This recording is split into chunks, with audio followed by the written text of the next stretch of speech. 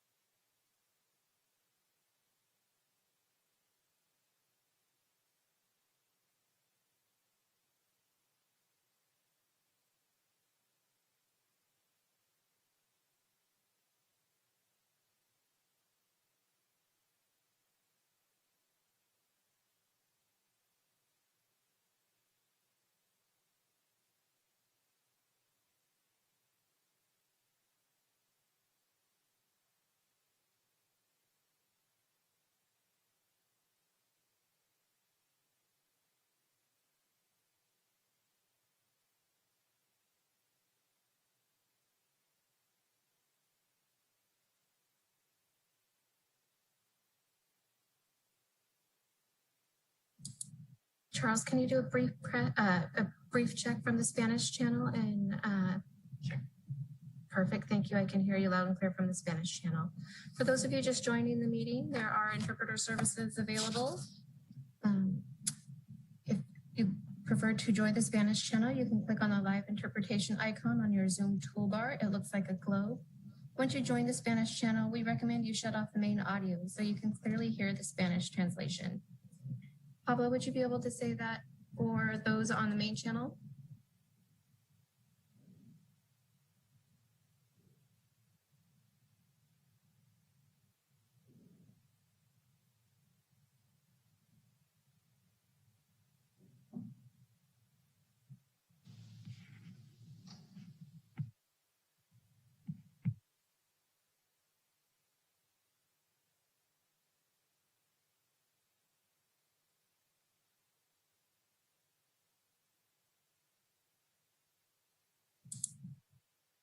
Pablo, would you be able to state that in Spanish for those participating on the main channel, the instructions on how to join the Spanish channel? Of course. Para los que recién se unen a la reunión, interpretación en vivo en español está disponible. Los miembros que deseen escuchar en español pueden unirse al canal. Para unirse, haga clic en el icono de interpretación en la barra de herramientas de Zoom. Parece un globo terráqueo. Una vez se una al canal de español, se recomienda que apague el audio primario para que solo escuche la interpretación al español. Thank you, Pablo.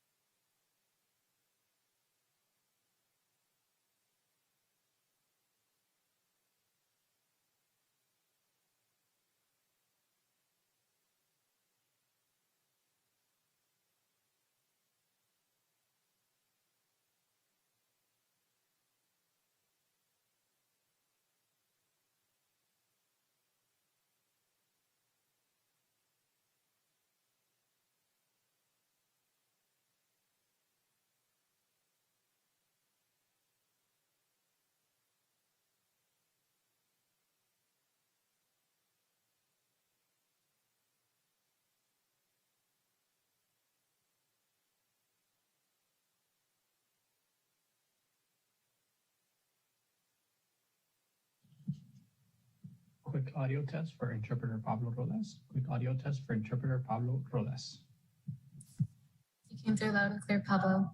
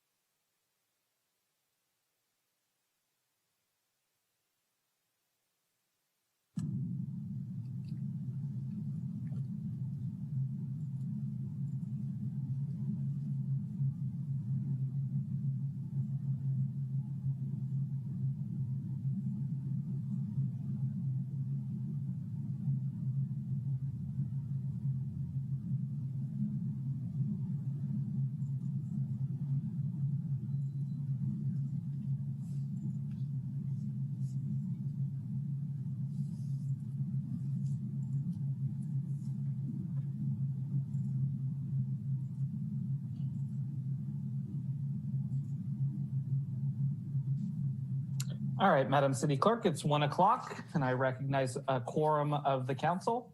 Let's go ahead and call the roll and resume our council meeting for today. Thank you, Mayor. Councilmember Tibbetts. Here. Councilmember Schwedhelm. Here. Councilmember Sawyer. Here. Councilmember Fleming. Here. Councilmember Alvarez. Vice Mayor Rogers. Present. Mayor Rogers. Here. Councilmember Alvarez, have you joined us? Okay, let the record show that all council members are present with the exception of Councilmember Alvarez. Great. And before we dive into our first study session, can you please tell the public both how they can participate in today's meeting, as well as how to access the Spanish translation of today's meeting? Mayor, for those of you just joining the meeting, the Spanish channel has been activated. If you'd like to listen to the meeting in Spanish, you can click on the interpretation icon on your Zoom toolbar. It looks like a globe. Once you join the Spanish channel, we recommend you shut off the main audio so you clearly hear the Spanish translation. Pablo, would you be able to repeat that, please? El canal de español ahora ya está activado y para los que recién se unen a la reunión, interpretación en vivo en español está disponible. Los miembros que deseen escuchar en español pueden unirse al canal haciendo clic en el icono de interpretación que ahora aparece un globo terráqueo en la barra de herramientas de Zoom. Una vez que se una al canal de español, se recomienda que apague el audio primario para que solo escuche la interpretación al español. Thank you, Pablo. Back to you, Mayor. All right, great. Thank you so much. Before we go on to item 3.1, I just want to reiterate an announcement that we made at the start of the meeting today at 10. We will be pulling item 3.2. That's the ADA self-evaluation and transition plan from today's agenda due to a staffing issue, but we'll have that back on the agenda as we can in the near future. And with that, Mr. City Manager, let's go on to item 3.1. Item 3.1, 2020 Urban Water Management Plan and 2020 Water Shortage Contingency Plan. Colin Close, Senior Water Resources Planner, leading us off. Hi, actually, this is Peter Martin, Deputy Director, Water Resources. I just wanted to quickly introduce the item. I just wanted to say thank you to you, Mayor Rogers, and members of the council for allowing us to bring this item to you today. I just wanted to highlight that the city's urban water management plan is mandated to be updated by the state every 5 years with firm guidelines in place that sort of create consistency statewide. And so there isn't a ton of artistic license on the approach to how we complete these updates every 5 years. But I do want to note that staff have been kind of quietly whittling away at this plan for more than a year at this point. And we're very close to the completion and release of a public draft. These 5-year updates always include very complex and data-heavy analysis, which relies upon information provided by the entire department's operations and coordination with our regional partners and Sonoma Water, our water wholesaler. We should also acknowledge significant involvement by the planning and economic department staff as well. So this plan is sort of an opportunity for the city to take the temperature with regard to our supplies, projections, and demand management activities for water supply. And that includes both a short-term and long-term planning horizon outlook. Thus, it sort of has significant impacts to how we evaluate things like land use decisions, capital improvement projects, and other planning efforts that have sort of implications beyond just the footprint of Santa Rosa Water. So with that introduction today, I'd like to ask Colin Close to go ahead and proceed with the presentation. Thank you very much, Deputy Director Martin, and thank you, Mayor and members of the council. We're pleased to bring you this study session today on the Urban Water Management Plan and the Water Shortage Contingency Plan. Next slide, please. The California Urban Water Management Planning Act was adopted by the legislature in 1983, and it requires urban water suppliers to do a significant amount of analysis and projection to make sure that their water supplies are adequate out over a 20-year horizon. They do recommend a 25-year horizon. Santa Rosa uses a 25-year horizon. It is, in fact, a way to make our plan more robust and more useful in the in-between years when we are in between update cycles. So our plan will include a 25-year horizon. Of course, this is to make sure that we have adequate water supplies today and into the future, and I'll talk a little bit more in detail about some of the data and analysis that goes into that work. It does work to ensure that we have adequate water supplies. It also makes sure that we comply with state regulations, and it does make us eligible for state grants and drought assistance. And I wanted to mention that urban water suppliers are defined as those with at least 3,000 connections. We have over 54,000 in Santa Rosa, and who serve at least 3,000 acre feet of water. That's about 1 billion with a B, about 1 billion gallons per year. We deliver 19,000 acre feet, or over 6 billion gallons a year. So clearly the law does apply to us.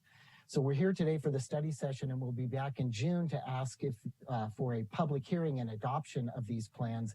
They are due to the state this year on July 1st. Next slide, please. There are dozens of requirements. In fact, the guidebook to develop these plans is about 400 pages, but we thought you'd be interested in just a few of the requirements.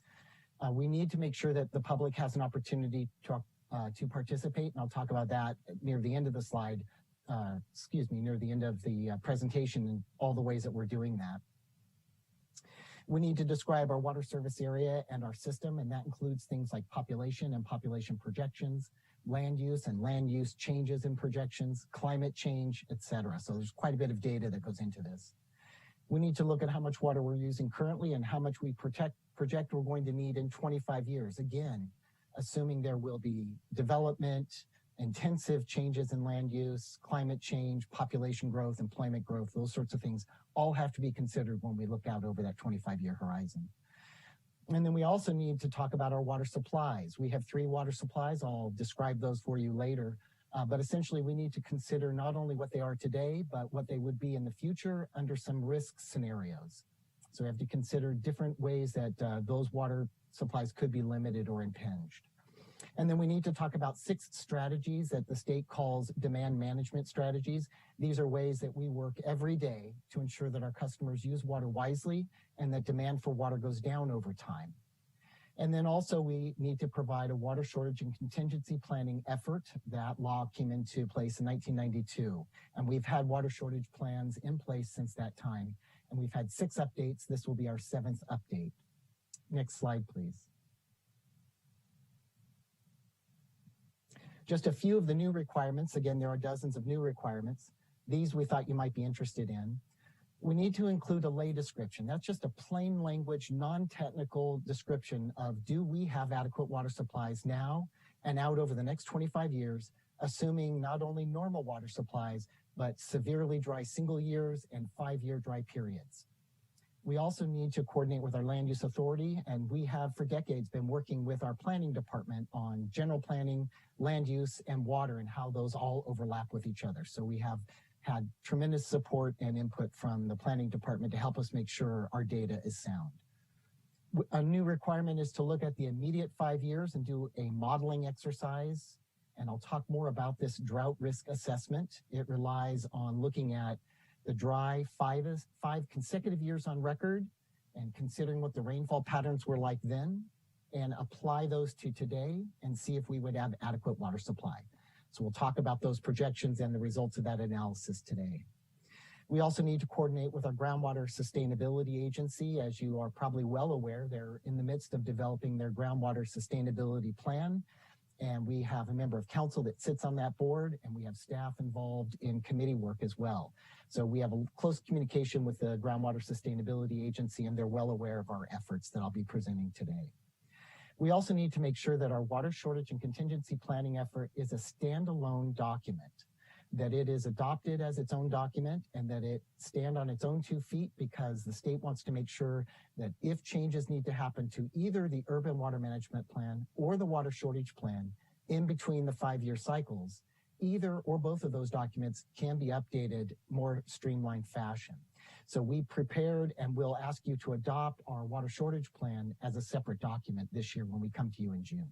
Next slide, please. This is a mock-up of the cover of the plan, and as Deputy Director Martin mentioned, we will be having a publicly available copy of this online. We will also be providing a hard copy in the city manager's office. Our goal is to have those available for public review by May 7th. That would allow 30 days for public review. The law requires 14 days, but we always strive for 30 when we're doing these plans because they are so technical and complicated. Next slide, please. The Urban Water Management Plan comes with a guidebook. The state develops a guidebook for us that helps us make sure that we're meeting all of the requirements. They recommend 10 chapters. We have found that to be very useful in the past, so you'll see that we have 10 chapters this year as well. Our executive summary will serve as that lay description of the findings from the plan, very plain language, simple description of whether or not we anticipate having sufficient water supply. Chapter 1 will have an introduction, and Chapter 2 will talk about all the rules and regulations we met in preparing the plan. Chapter 3 will talk about not only our water system and distribution area, but also our customers, socioeconomics, current and projected population and employment figures, land use. So it's got a host of information of sort of foundational data that we used in developing our document. Chapter 4 will talk about our water use over the last 5 years and talk about what we anticipate the water demand will be over the next 25. And again, that's going to take into account population growth, general plan, land use, changes, development, climate change, etc. Chapter 5 will be reporting to the state on our compliance with a requirement to meet a particular target by 2020. Next slide, please. In Chapter 6, we'll characterize our water supplies. As I said, we have 3 supplies of water, so we talk about what they are, how much we expect to have from each of them, and look at particular kinds of scenarios in doing that work as well. Chapter 7 is the heart and soul of the document. This is where everything comes together. This is where all of the analysis comes together to make findings and determinations about our water supply reliability, and we'll share those results with you today. Chapter 8 will discuss the requirements for water shortage contingency planning, but the plan itself will stand alone. It will be attached as a document in the appendix of the Urban Water Management Plan. Chapter 9 will talk about those 6 strategies that we always have in place to reduce demand over time, and we'll talk about the successes of those strategies over the last 30 years today with you, share you some very good news. In Chapter 10, we discuss how we've met all the rules and regulations for adopting the plan, submitting it, and implementing it should we need to implement it in the future. Our appendices are actually A through P at this point. We've had to add a couple of more, and those will all be included in the public review documents as well. Next slide, please. I'm going to jump right into the findings and the determinations. So rather than spend much more time on the first few chapters and the last few chapters, I'm going to get right into the heart of this document. Chapter 4 talks about our water use, and we look at our projections. One of the things we think it's critical to do when we come to you every 5 years is to show you what we projected in the previous plan and show you what we're projecting in the current plan so that you can see that we do update these every 5 years. As data and circumstances change, we update those projections. In 2015, our actual water use was quite low. We were in the midst of the drought. So our water use was about 25% below the baseline year we were comparing to, which at that time was 2013. Population was still increasing. We saw very few changes in the law at that point, and we were expecting some new developments to occur. So you can see that the 2020 projection was considerably higher than our actual water use in 2020. What we've seen since we did the 2015 projections is population has slowed significantly, and some developments that were anticipated to develop didn't develop, but will likely develop in the future. And we also saw that our water use efficiency of our community has stayed very low. There were some rebounds from drought from the 2014 to 2016 drought, but essentially water use has become more and more efficient, not only due to our programs that I'll discuss with you later, but also state laws have changed around appliances and plumbing fixtures, et cetera, increasing their efficiency. So when we look out over the 25-year horizon, we anticipate that by 2045, given all things that I've talked about so far in terms of population growth, employment growth, more land use development, more intensive uses of land, climate change, we anticipate needing 25,097 acre feet per year for our community. Next slide, please. We also needed to project out what we expect to need in this immediate 5 years to do a brand new requirement, which is a modeling exercise.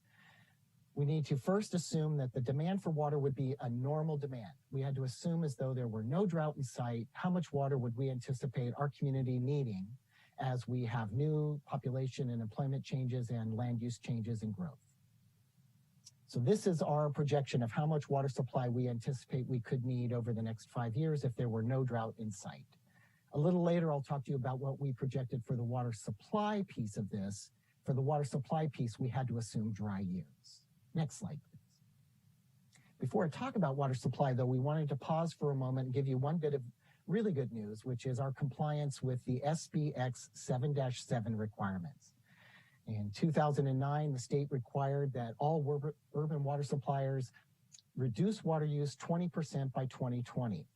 And to do that, they first wanted us to set targets, so we published those targets in our 2010 Urban Water Management Plan.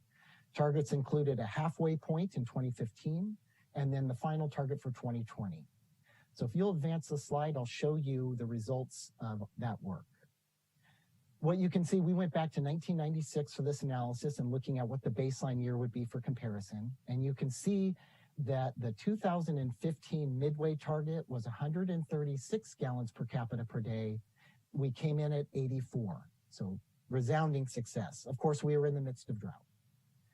In 2020, our goal was that orange line that goes across your screen, 126 gallons per capita per day, and we came in at 99. So again, tremendously successful work in terms of reducing water use over time.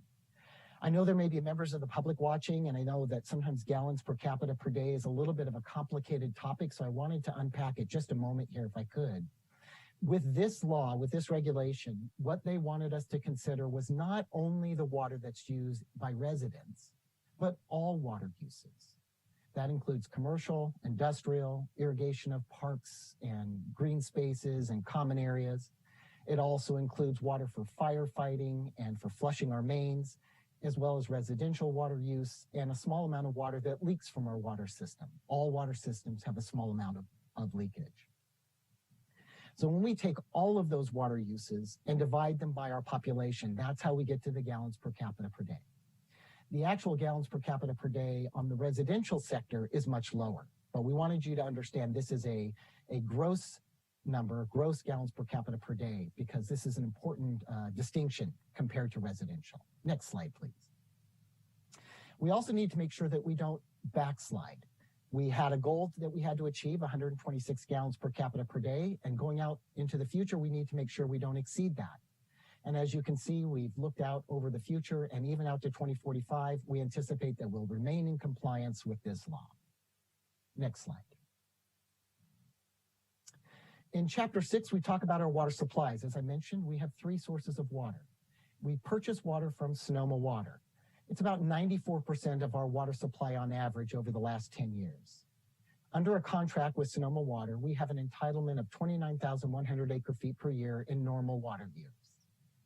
We also have city wells at Farmers Lane. Those historically have become artesian at the end of the season when we stop using that water. We use that water typically in the hot, dry season. We don't typically pull 2,300 acre feet per year from the groundwater basin, but those wells are capable of producing that much if we needed them to. We also have a very small amount of water that we use to offset potable demand that we use for irrigation of parks and common areas and homeowners associations and business parks and that sort of thing. It's 140 acre feet per year, and this is less than 1% of the amount of recycled water that's produced by our regional system.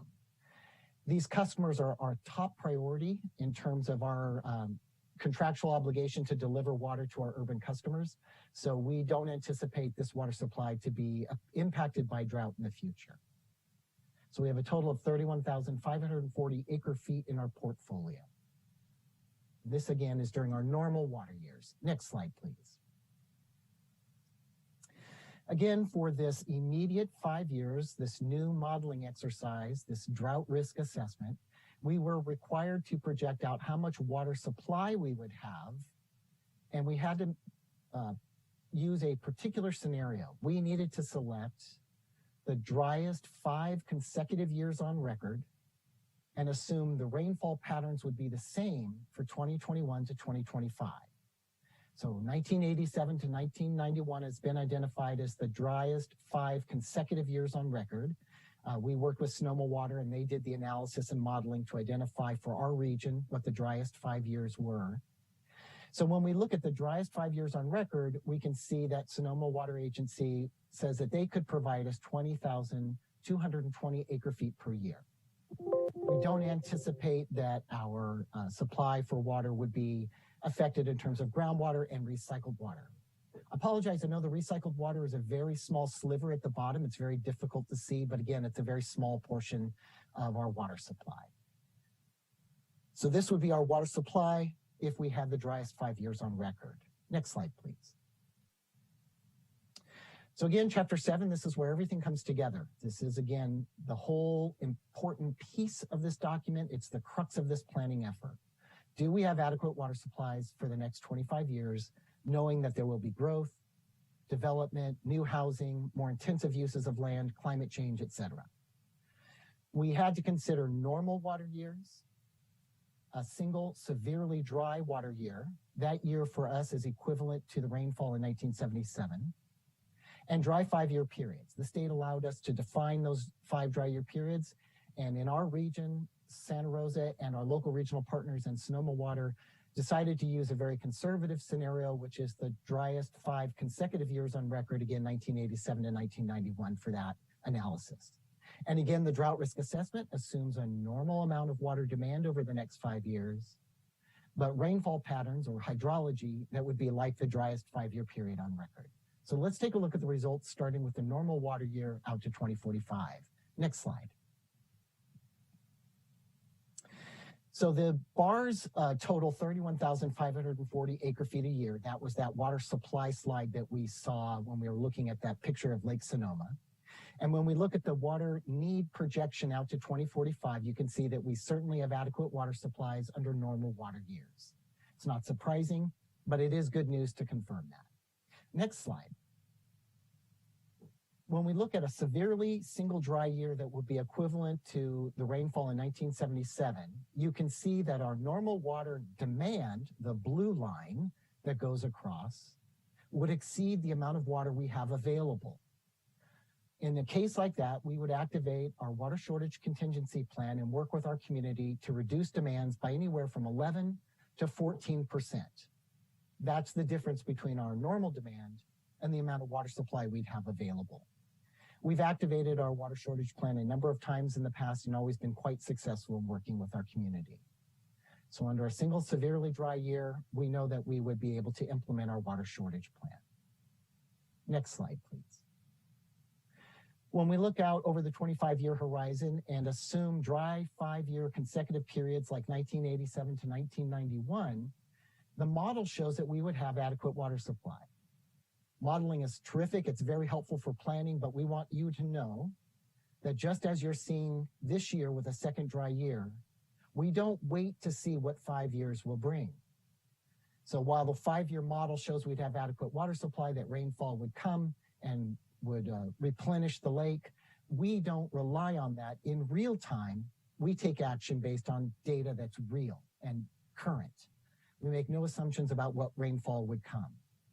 So this is great news for our planning efforts for the future, but we want to reassure you that we make real decisions in real time based on real data when we're dealing with dry years. Next slide, please. And again, this is that 5-year model for the immediate 5 years. It does show we would have adequate water supply if we had rainfall patterns that mimicked 1987 to 1991. And again, as you know, we had a dry year last year, we have a dry year this year, and we're already speaking with you and our community and our other partners and Sonoma Water, our wholesaler, about our water supplies and what steps we might need to take to ensure there's adequate water supply going forward. So again, the modeling is good news, but we assess the situation in real time and take action in real time. Regardless of what the model says, we tend to be very conservative about protecting our water resources. Next slide, please. Next, I wanted to highlight the 6 strategies that the state requires that we report on. These are demand management measures that are in place all the time. Whether we have abundant water supply or shortage, we always have these 6 strategies in place, working with our community to help them use water wisely and reduce demand for water over time. We have a water waste prevention ordinance that was adopted in 1999, and we actively enforce that consistently, whether we have sufficient water supply or we're facing a shortage. All of our water connections are metered, and all of our water connections pay for water based on 1,000 gallons of usage. So we have conservation pricing such that about 2/3 of the water bill is driven by the amount of water a customer uses. If they use less, their bill goes down. So this is conservation pricing. We've had that in place since the 90s. We also have robust public outreach and education programs. Our water use efficiency team, particularly in years when we don't have COVID, is very active in the community, attending festivals, sponsoring expos, and making presentations. We also have a water education effort from our energy and sustainability team, and they talk about taking water from the tap and the importance of water conservation, our water system, and public water supplies. In addition, Sonoma Water does outreach and education with K-12 schools. So we reach thousands of students every year in addition to the general public. We also assess our water distribution system every year and analyze how much water is being leaked from our system. We have active leak detection patrols that look for leaks that aren't evident. We repair leaks quickly on our system. So we have a very robust system of maintaining and controlling and minimizing water loss from our distribution system. And then we have very active conservation programs and staffing. In fact, in 1991, we hired our first water conservation coordinator. So I want to tell you some good news about those programs over the last 30 years. If we can look at the next slide. This slide goes back to 1995. We had data that we could integrate with our GIS system to map for you going back to 1995. More than 30,000 customers have participated in our programs since 1995. If you look at the next slide, please. We wanted to talk about how much we have accomplished over the last 30 years. We've invested more than $21 million over the last 30 years. One of the important things to know, though, is that our water use efficiency programs are structured very specifically to pay for themselves. The lifetime water savings of our programs mean that we buy less water, and the cost that we save in buying water pays for the programs that we have in place to help us reduce water use over time. We've provided rebates and direct install programs that have helped our customers exchange high flow toilets for low flow toilets. Over 56,000 toilets have been replaced. We've helped our community replace over 3.5 million square feet of turf with low water use landscaping. We currently have more than 9 rebate programs in place to help our customers and incentivize them to take steps to reduce their water use. And we have 10 additional ways that we help our customers. We offer workshops and technical assistance. We do site visits and analyses. We help with rebate processing so that our customers aren't confused about the paperwork. We provide resources and do-it-yourself kits, and we have free fixtures for our customers as well, such as aerators and shower heads. All told, when we look at what our programs have saved, we can track 7,100 acre-feet of water that is no longer being used in our community because of participation in our programs. That is a substantial savings. We, in fact, have seen a 44% reduction in our gross gallons per capita per day when we compare 1990 to 2020. Half of that savings is due to our programs. The other half is due to the fact that the state has put in place a number of regulations that require faucets, toilets, appliances, plumbing codes, and building codes to ensure that water is used efficiently. Overall, when we compare the water use in 2020 to the water use in 1990, our community has literally used 14% less water in 2020 than we used in 1990. Again, that's a tremendous accomplishment. And in that meantime, our population increased 53%. So again, quite an accomplishment. Next slide, please. Now I want to talk to you about our water shortage contingency plan. So while we have worked very hard to reduce demand for water and make our water use more efficient, we've planned out over the next 25 years our water supplies, and we have contingencies in place for water shortages, we want to make sure you understand what those contingencies are and what our plans are for times when we do have water shortages. Next slide, please.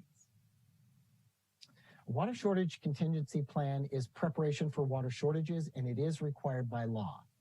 It is a planned set of response actions that we have in place that have been studied and vetted and tried and true that we know will work, help reduce demand for water when we have water shortages. This year, the plan has to be a standalone document, and we have done that. We've prepared it as its own document. We'll show you what the definition of a shortage is for our community and talk about some of the new requirements, and also go through with you what the response actions are. Next slide, please. This is how Santa Rosa defines a shortage stage and the reduction targets. In the plan that was adopted in 2015 by the council, we had 7 water shortage stages. So it was almost identical to this plan. At that time, stage 7 was up to and over 50% water shortages. Because of some new requirements from the state, we've split out the over 50% as its own water shortage stage. So you can see, for example, stage 1 would be up to 10% shortage. Our target would be to reduce water use by 10% community-wide, and that would be a voluntary program. It would be a call for help from our community that was voluntary. Next slide, please. We also needed to show, and this is a new requirement, how our shortage stages relate to the state's new standardized stages. We did not have to match it exactly, but we had to show how our stages aligned with the state's. The state's stages go up in 10% increments. And we know from our own experience that typically when Santa Rosa has experienced a need to reduce water use, it has been 10%, 15%, or 20% typically. So therefore, we wanted more flexibility early in our plan so that we would have response actions that were tailored to water shortages in 5% increments. So you can see while the state has stage 2 that goes up to 20%, our stage 2 goes up to 15%, and our stage 3 goes up to 20%. We do a similar thing with the state's stage 3. We provide 2 corresponding stages in 5% increments. Again, this allows us more flexibility and nuance in responding and working with our community during water shortages. Next slide, please. So now I'd like to take a moment and go through the response actions so that you can see that there's been quite a bit of thought and concern and care put into what would we do if we had a water shortage. First and foremost, there are probably about 7 actions that I'm going to lay out for you today, but first and foremost, we know our success in the past has been predominantly because of the first 2 categories of response action: outreach and education and customer service and assistance. Those are truly the ways that we have worked well with our community to ensure that we always make sure demand does not exceed the supply available to us. In terms of outreach and education, I talked a little bit about some of our programs, but also during water shortages, we have an outreach campaign that occurs to make sure everyone in our community knows what the target is, what the shortage is, what they can do to help us reduce water use, the tips that we have in place, our rebate programs, just a tremendous amount of information going out to our community, making sure everyone is informed. In terms of customer service and assistance, we have a small but mighty water use efficiency team, and they deal with thousands of requests for assistance from our customers during water shortages. They help our customers with tips, with workshops, with rebate processing, site visits, and analysis. We do everything we can possible to make sure our customers have the tools they need to reduce water use. And again, these are the reasons why we've been successful in the past. We can also make operational changes, for example, reducing the amount that we flush our service lines and our hydrants, always keeping an eye out for public health and safety, but we can reduce those to save a bit of water on our own end. And then we have a long list of restrictions and prohibitions that we can put in place to eliminate water waste and minimize non-essential uses. Next slide, please. These are the prohibitions and restrictions. Our water waste ordinance is always in place. The water waste ordinance does not allow any runoff from a site, say, due to broken sprinkler heads or overwatering. That's against our water waste ordinance. Also, leaks and breaks must be repaired promptly. Leaking is not a beneficial use of water, as you might imagine. In stage 1, we would require that all hoses have automatic shutoff nozzles. We also provide those to our customers at no cost. We don't allow hard surfaces to be washed off with hoses. So driveways, sidewalks, patios, we ask folks to go ahead and get out a broom unless there is a public health and safety reason to do so with a hose. In stage 3, in our plan for 2015, we did not allow potable water use for street cleaning. We've since learned that our upcoming plan, this will not be included as a restriction. We've taken a look at our NPDES permit, our stormwater permit for water quality going to our creeks, and this would potentially put us in a violation. So we will be eliminating that one restriction, but the presentation was provided before we had a chance to do that. So my apologies there. We ask that restaurants only serve water upon request in stage 2. Next slide, please. In stage 3, we have a limit on irrigation so that the least amount of water is evaporating possible. And we don't allow pressure washing with potable water unless a variance is obtained. Variances are free to apply for, and we just want to make sure that they're being used for uses that make sense, like public health and safety, preparing for construction, or perhaps preparing for painting, this sort of thing. In stage 4, we don't allow ornamental fountains and decorative water features to be operated. This is when we're at a 25% shortage in water supply. In stage 5, at this point, we're at a 30% shortage in water supply. We do not put a moratorium on new construction. Instead, we allow new construction, but it must offset demand on a 1-to-1 ratio. We don't allow new swimming pools and spas to be filled, and we require that construction sites use recycled water for dust control if recycled water is available and if there's a filling station within 1 mile. This year, of course, we do not have recycled water available for this purpose. Next slide. Stage 6 is a 40% water shortage. At that point, new construction would have to offset demand 2-to-1. We don't allow any new water-using landscaping to be installed at new construction sites, and we don't allow existing pools and spas to be refilled. In stage 7, a 50% water shortage, new construction would have to offset demand 3-to-1, and we don't allow anyone to install new landscaping at existing or new sites. And in stage 8, new construction would have to offset demand 4-to-1, and there would be no landscape irrigation. This would be over 50% shortage in water supply, so very dire circumstances. Next slide, please. You're also familiar with the next water response actions that I'm going to talk about. The first is the water shortage charge. This was brought to your attention during the Prop 218 rate study process. This would be a temporary increase in water rates that would only be in place during a water shortage emergency that has been declared by council, and an ordinance would have to be adopted by council. So there's nothing automatic about this water shortage charge, but it would be a temporary increase in rates if it were adopted, and that's structured to encourage conservation. In other words, if someone reduces their water use and hits the water reduction target, their bill would be about the same as it would be under normal circumstances with normal water use, normal water rates. So this has been structured very particularly to hit that goal. And it helps us partially bridge the gap in revenue shortfalls and avoids the need to permanently raise water rates because of a water shortage. We'd like to avoid that. Next slide, please. You've seen this chart before. This just shows you the structure for those water shortage charges. And again, if a customer hits the water reduction target, their bill will be about the same as it would be if they were in a normal water supply condition using a normal amount of water under normal water rates. So again, it's been structured very carefully to encourage conservation. Next slide. 2 more response actions are water allocations. Sometimes those are referred to as rationing. Those would go into place only if council adopted a water shortage emergency and an ordinance to put these in place. This would be when we're at a 30% or worse water shortage condition. If we were, and this were adopted, water allocations would be assigned on a service by service, connection by connection basis. We take into account data specific to each account when we set those water allocations. We also have an excess use penalty that can be used to enforce those allocations. They are avoidable by all customers. If a customer stays within their water allocation, there is no penalty.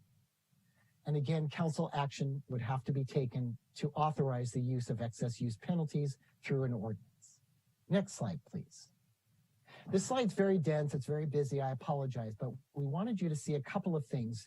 One is there is a focus here primarily on ensuring that there's adequate water for public health and safety, both at home and in the community and hospitals. It's our highest priority. Second priority is commerce, industry, making sure there's adequate water supply for businesses to keep their doors open. Our third priority during these water allocation stages would be landscape irrigation. It's important to focus on trees and shrubs that are well established. Those are very important for the health and well-being of our city in terms of climate change and a number of other aspects as well. And again, by the time we get to a stage 5, new development would have to start offsetting its demand, so you don't see any reference to new development in these water allocations. Next slide, please. Again, if council so deemed it was the appropriate to move forward and we adopted excess use penalties, these would be used to ensure that folks stay within their allocations, and if they didn't, they could be subject to an excess use penalty. These are avoidable by all customers. We do not count on this as revenue. We hope that all customers are able to stay within their allocations and that we don't ever have to collect penalties. But I do want to talk to you about enforcement, because this is a process that we believe very deeply in, and it's called progressive enforcement. And it would be for any of the water use restrictions that I've talked about so far, including our water waste ordinance, all the way through to the excess use penalty. So if we can go to the next slide, we'll talk to you about our plan for enforcement. Oh, I'm sorry. Yes, this is the table that shows those excess use penalties. And you have seen this before with the water rates. So we can actually go to the next slide. Thank you so much. So for compliance and enforcement, again, a progressive approach. We've used this with our water waste ordinance for the last 20 years or so. It's been very effective. Very often when a customer violates the water waste ordinance, or during times of shortage, if they were to violate a prohibition or a restriction, they very often have no idea that that's so, that they're in violation. So first and foremost, we want to let our customers know they're in violation, what the prohibition or restriction is, why it's in place, what they need to do to come into compliance, and how much time they have to do that, and also how we can help. We can offer technical assistance. Sometimes our rebate programs can be helpful. We can do site visits. There's a whole host of things that we can do to help our customers come into compliance. So first and foremost, that is our first step, and it's been very successful in working with our customers in terms of all of our water shortages, as well as in times when we're in normal water supply but have water waste ordinance violations. About 95% of customers respond very quickly and very positively to the alert that there was an issue. If a customer is non-communicative, refuses to address the problem, is recalcitrant, we can issue written warning letters. If they still don't respond, we can, if needed, enforce with penalties. It's very rare that we ever have to use penalties. Again, our customer base has been incredibly cooperative and helpful and very responsive in the past, whether it's with water waste violations or other kinds of prohibitions and restrictions. So we have found this process to be very, very useful. Next slide, please. We also wanted you to be aware of the requirement to meet to provide the public opportunities to participate in this effort. So we put out a notice to all of our county and other water supplier partners, make sure everyone knew that we were preparing these plans and that they would be available for review. We went to 3 publicly noticed meetings of the Water Conservation Subcommittee, that is a subcommittee to the Board of Public Utilities, and we went into great depth about the Urban Water Management Plan and Water Shortage Contingency Plan. We also went to the BPU on April 15th and provided the information we're providing you today, a full study session on the 2 plans. We'll go back to them at a publicly noticed meeting on May 20th and discuss the plans again. For public outreach, and we have sent out a bill insert to all 54,000 water connections to let them know we are working on these plans and that they will be available by May 7th on our website. And the short version of that web address is shown on the screen, srcity.org. UWMP. That will allow folks to review those documents online. And again, we will provide a hard copy at the city manager's office as well. We're also issuing social media posts. We'll be doing other kinds of outreach and education to our community, encouraging them to participate in that public review process. We're here before you today, and then on June 8th, we'll come back to you for a public hearing on this topic, as well as asking you to consider adopting both documents. So we've done a pretty robust job of offering the public an opportunity to participate. Next slide, please. We've already gone over this calendar, but this is just another way of looking at next steps of what's coming up in terms of the plan. Rather than dwell on it, I'll just mention that on July 1st, these plans are due to be submitted to the state to meet the statutory deadline. Next slide, please. At this point, I'd be happy to take any questions that you might have. Great, thank you so much, Colin. I'll start with Councilmember Sawyer.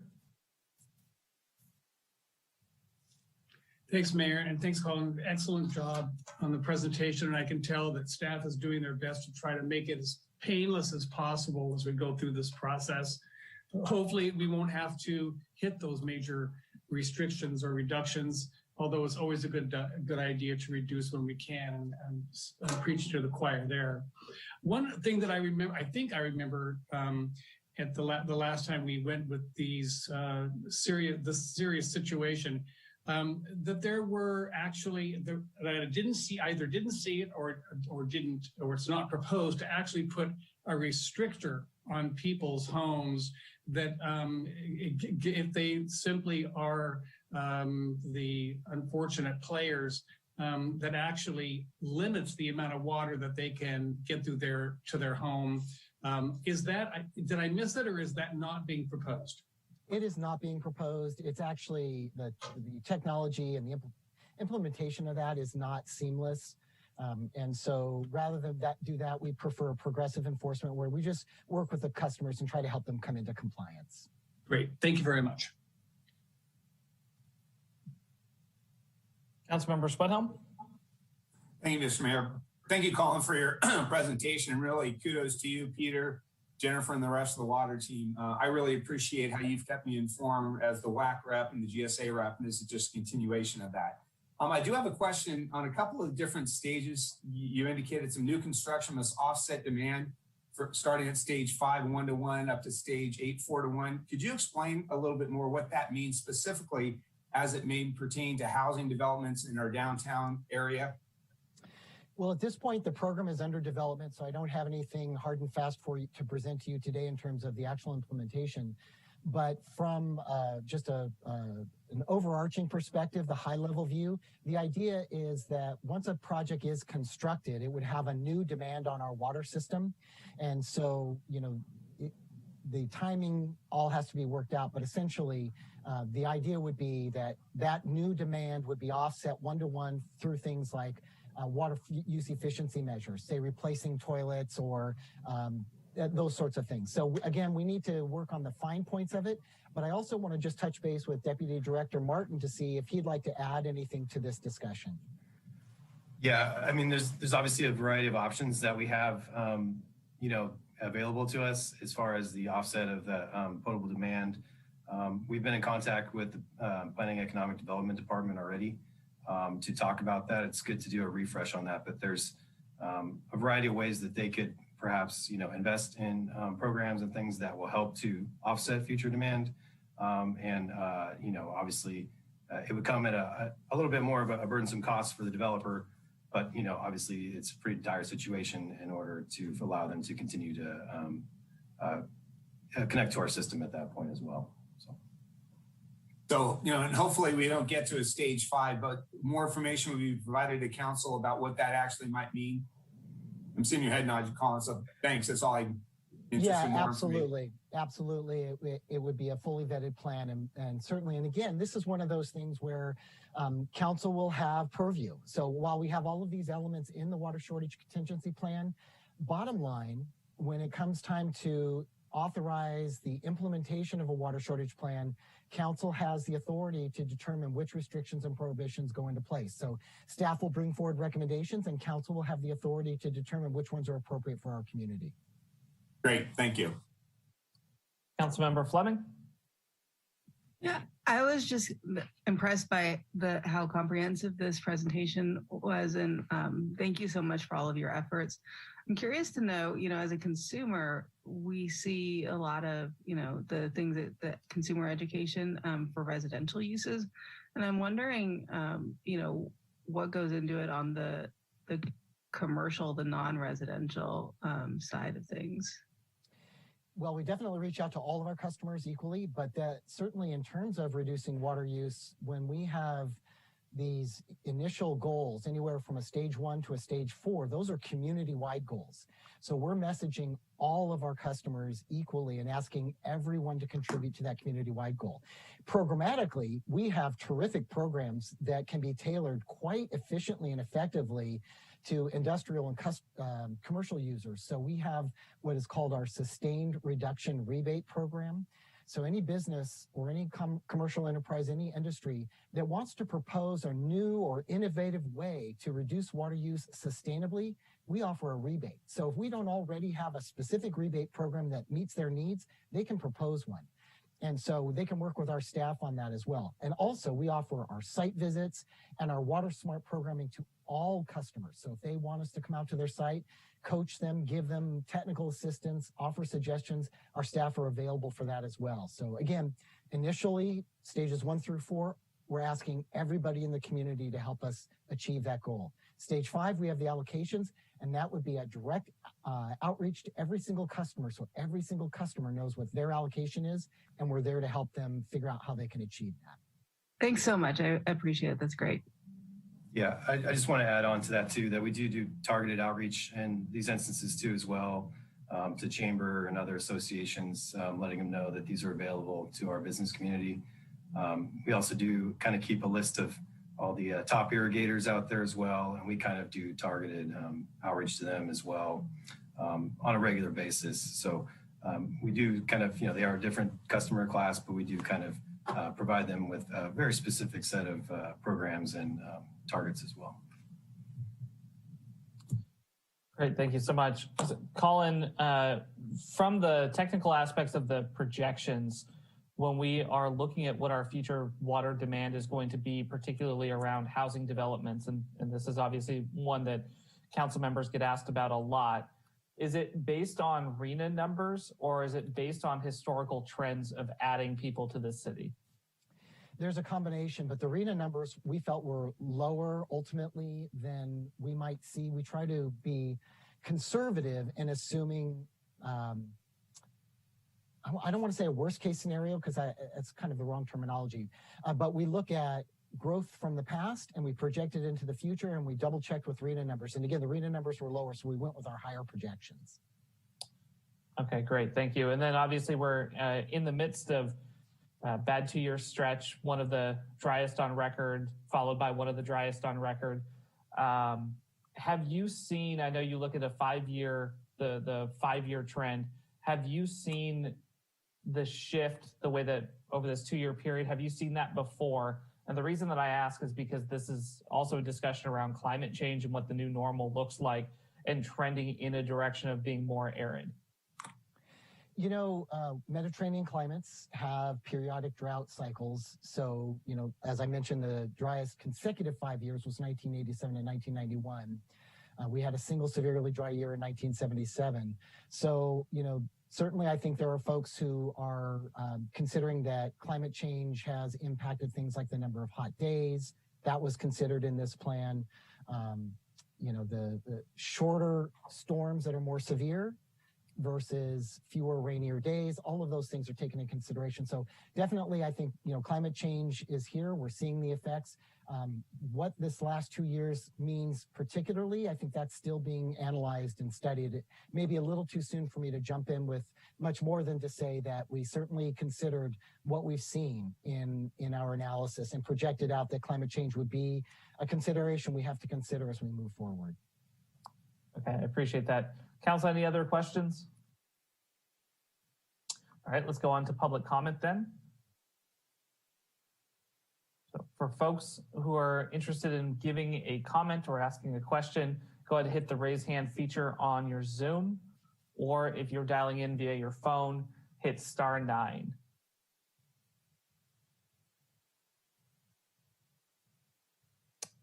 And Madam Host, I'm not seeing any hands. Let's go on and see if there are any voicemail public comments.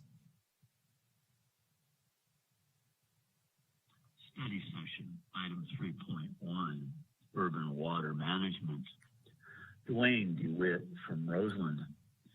This is a very important topic. Unfortunately, some city staff seem to forget that we are a very drought-prone area, and we should be utilizing good water management and actually water reduction activities. Specifically in the Recreation and Parks Department, where they plan for new parks to have multi-use turf, a very water-intensive use, something that's not needed many times.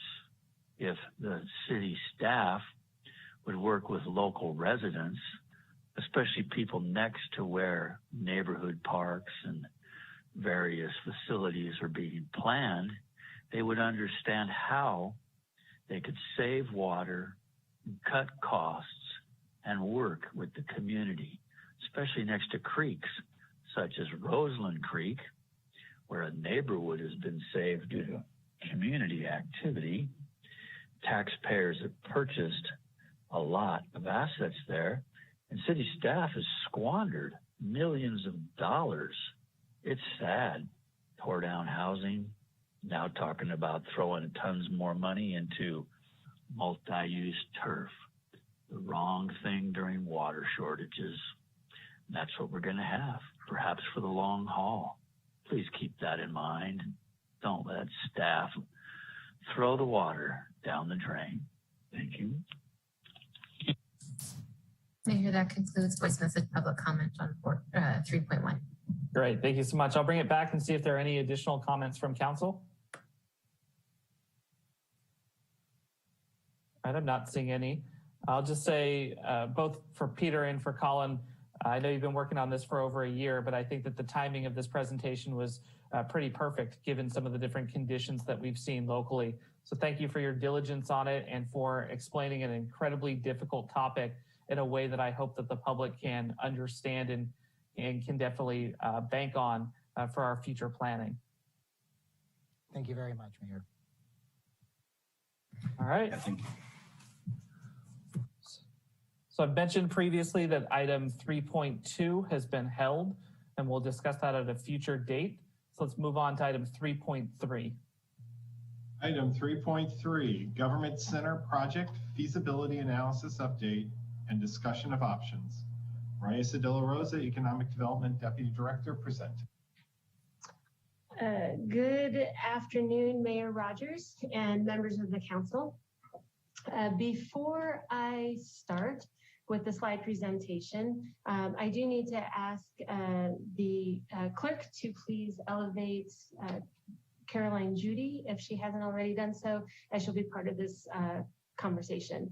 And also, before I start with the slide presentation, I just want to take a moment and acknowledge the public interest in this project and to assure the community that there will be a public process if and when council decides to move forward from the current entry-level analysis that's been done to date. So what is before you today is just that. It's an introduction to the feasibility analysis that was conducted over 6 months between mid-2019 and the beginning of 2020. As you can tell from the February 28, 2020 date, that's on the draft summary report that's attached to the staff report. It was a mere 2 weeks after that report was submitted when the county health officer issued the shelter-in-place order that caused the city to place this effort on hold. And we had been preparing actually to go to council in April but only got so far as having presented to the long-term finance subcommittee in January of 2020.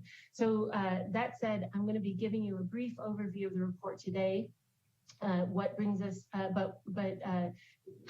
the point of today, I should say, is really to call the question about the county needs related to the possibility of accommodating parts of their government center program in the downtown core.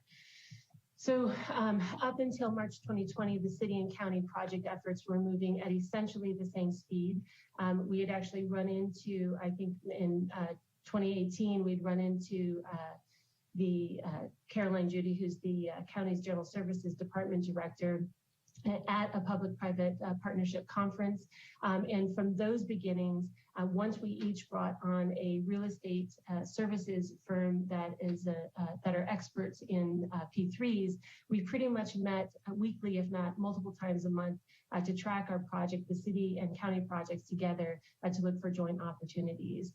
And again, where the city paused our efforts in March 2020, the county continued and is thus a full year ahead of where we are as a city, and they're now considering their final site selection.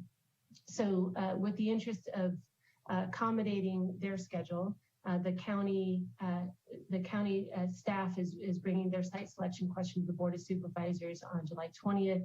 We just needed to introduce you to our study today because, again, it has not yet been presented to the full council.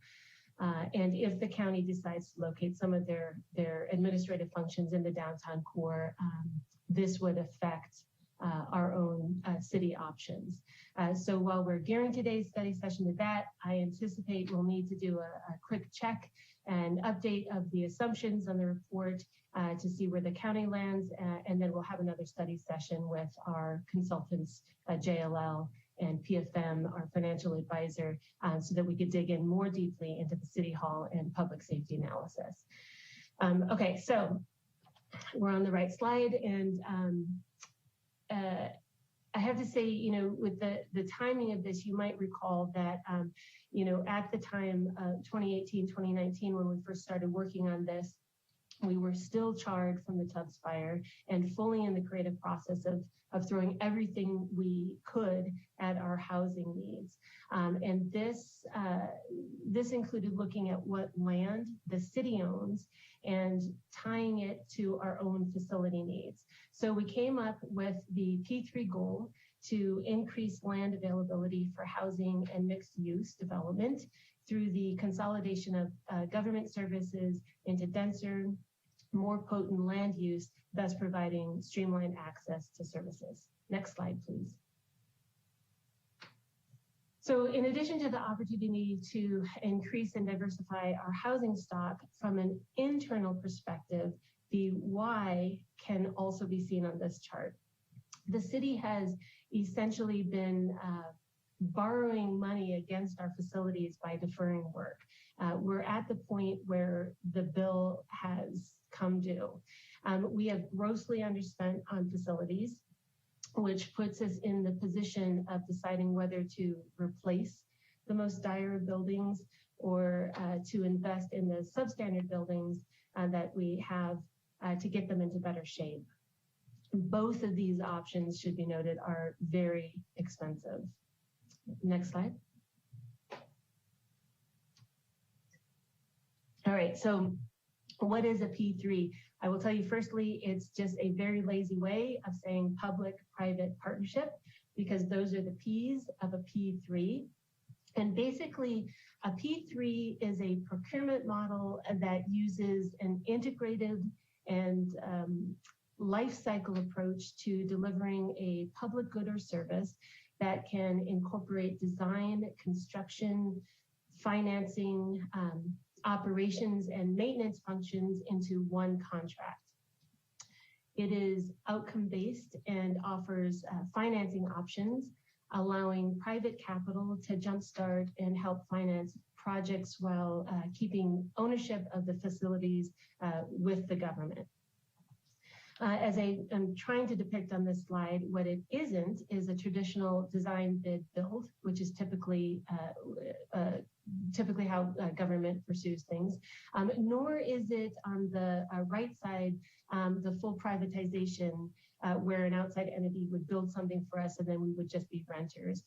So a P3 can be a range of things between those extremes, with the sweet spot being design, build, finance, operate, and maintain, or just design, build, finance, and operate.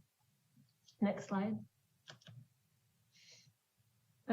Because P3s take a deep bench and a great deal of expertise, we did a competitive bid process from which we brought on JLL to help us. In seeking approval of the contract, I know at least two of you weren't here when we went through this process, but we outlined phases and off-ramps, promising council that we would check in at these points. Again, because we recognize that this is an expensive endeavor, just the pre-planning part of it.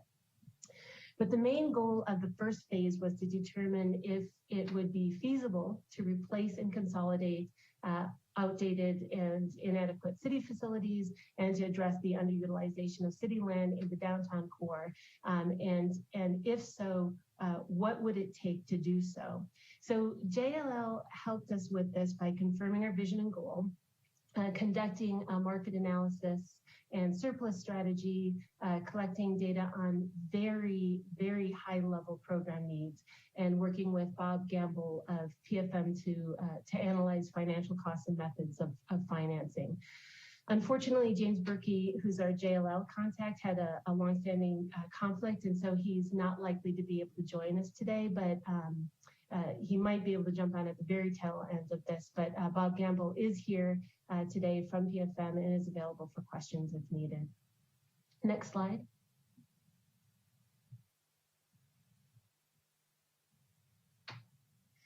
Okay, I want to note here that the downtown stationary specific plan was in the process of being updated at the same time we were going through this exercise. So staff was able to consider the P3 vision and goals within that plan as they were putting it together. Anyway, we identified 9 sites for JLL to analyze. That includes the City Hall campus, the White House lot, the Central Library, MSC South in the little call-out bubble there, public safety buildings, D Street Garage, lots 10 and 11, and some other public parking and right-of-way sites. JLL looked at the site and building characteristics, the potential for disposition and the value of disposition, and then the positioning of the sites for city use versus use for private development to enhance the downtown under the downtown specific plan. Next slide. For the initial program test fit, JLL broke the needs down into 3 program areas: general government, the central library, and public safety. Since I know, because I've been contacted about this, that there's a lot of hand-wringing related to this cursory level of assumptions, I just want to remind you that we needed to use planning assumptions versus actual transaction process for this report. So we just needed assumptions that are broadly reasonable and would give us sort of relatively conservative assumptions that we can move as we move or as the process moves. So there's a lot of flexibility at this stage, which we will re-examine at decision points to get to the next phase. For the initial program sizing, information was gathered at on current staff counts, building areas, and current parking counts that included fleet and visitor and staff parking. And what we found is that the general government currently uses around 300 gross square feet per staff person. And I have to say that I myself had to look up what gross square feet is, because it seems like a lot. And so lest anyone not know what it is, a gross square foot is the sum of all areas on all all floors of a building.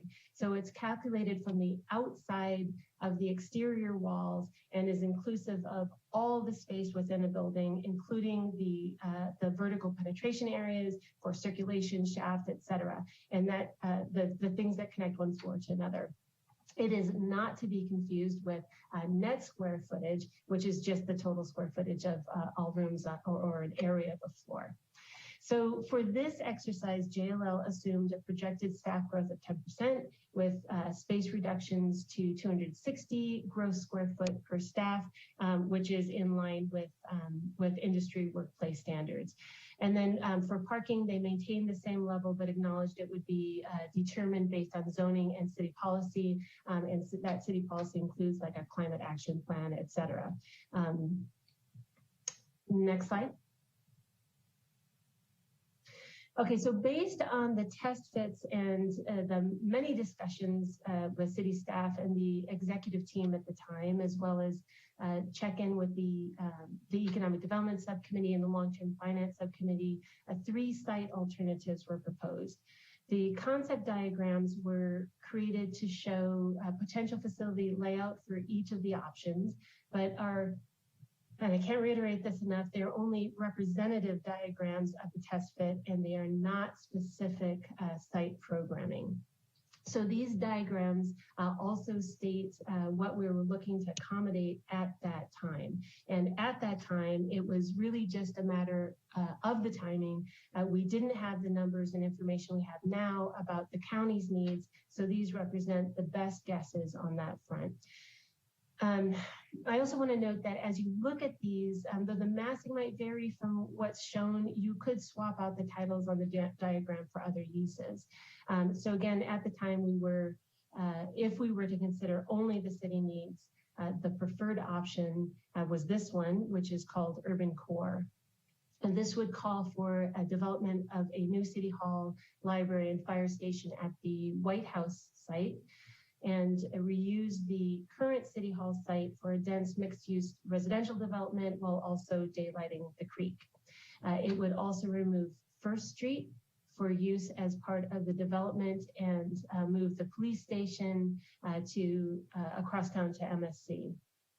This was partly preferred because using the White House lot would eliminate the need for swing space, meaning the City Hall complex offices could continue to operate as they are until the new facility was built. Next slide.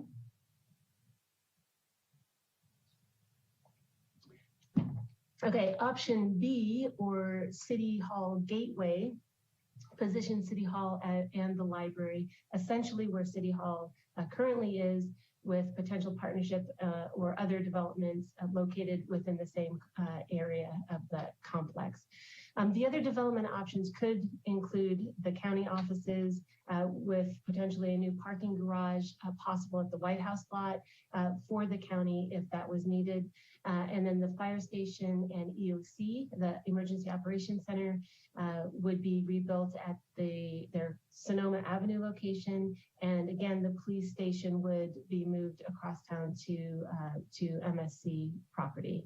I should have mentioned all of the options daylight the creek and provide a setback, because that was one of the criterion to the exercise. And it also speaks to the need to eliminate First Street in order to accommodate the buildings. Next slide. Option C, or the Civic Service Hub, again has City Hall and the library essentially where City Hall currently is, and co-locates police and fire on the same site along the D Street side. So this also allows for other development or other partner opportunities in the area where the annex currently is. Next slide. For the options that moved the police station to the Municipal Service Center land, this slide just shows what those options look like. And again, we can come back to that one at a later study. Next slide. Here we have a summary of the programming components, including parking needs alongside the conceptual cost comparison. So broadly speaking, the total capital cost for all options is about $290 million, give or take. And each of the options have a different combination of sites the city could potentially sell to offset the construction costs of the new facility, which you can see in the chart on the right as being deducted from the capital cost, along with the assumed rough debt financing cost of 4% on a 30-year term. The annual debt service payment can be offset by potential enterprise fund payments or potential partner payments if that still remains an option. And again, while Bob Gamble is available to speak broadly to this and the next slide, because the data is now a year old, my recommendation is that we have another study session to focus solely on the city's options and next steps. And that would allow us time to really reconnect in earnest with JLL and PFM to update the information, and by then, ideally, we would know what the county's final site selection is. Next slide.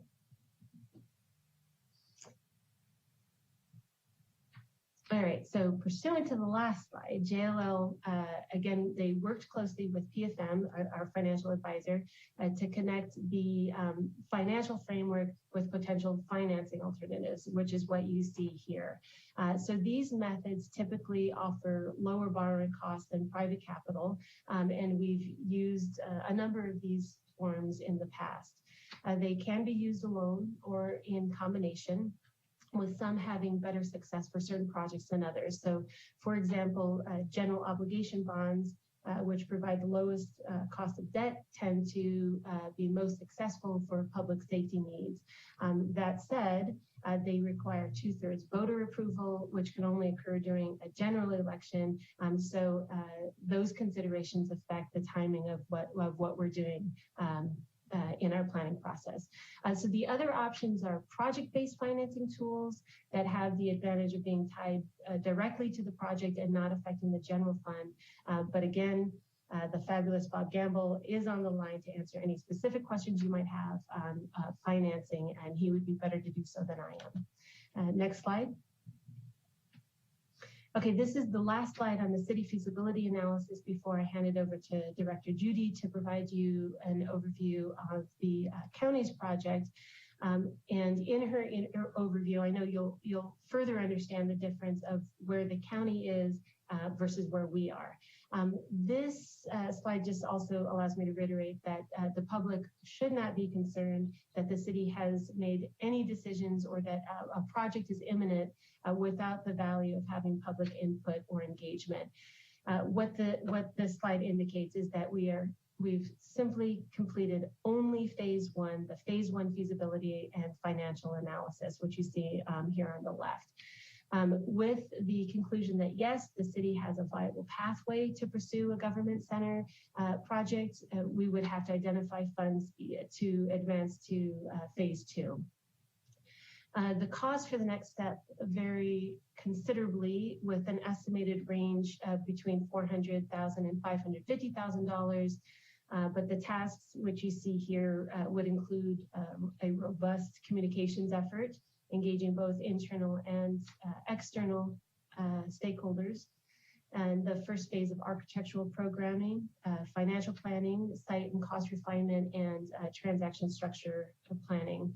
And thereafter, we would have to do another phase of detailed programming and solicitation planning and execution, which is all of the things that you see on that colorful top line there.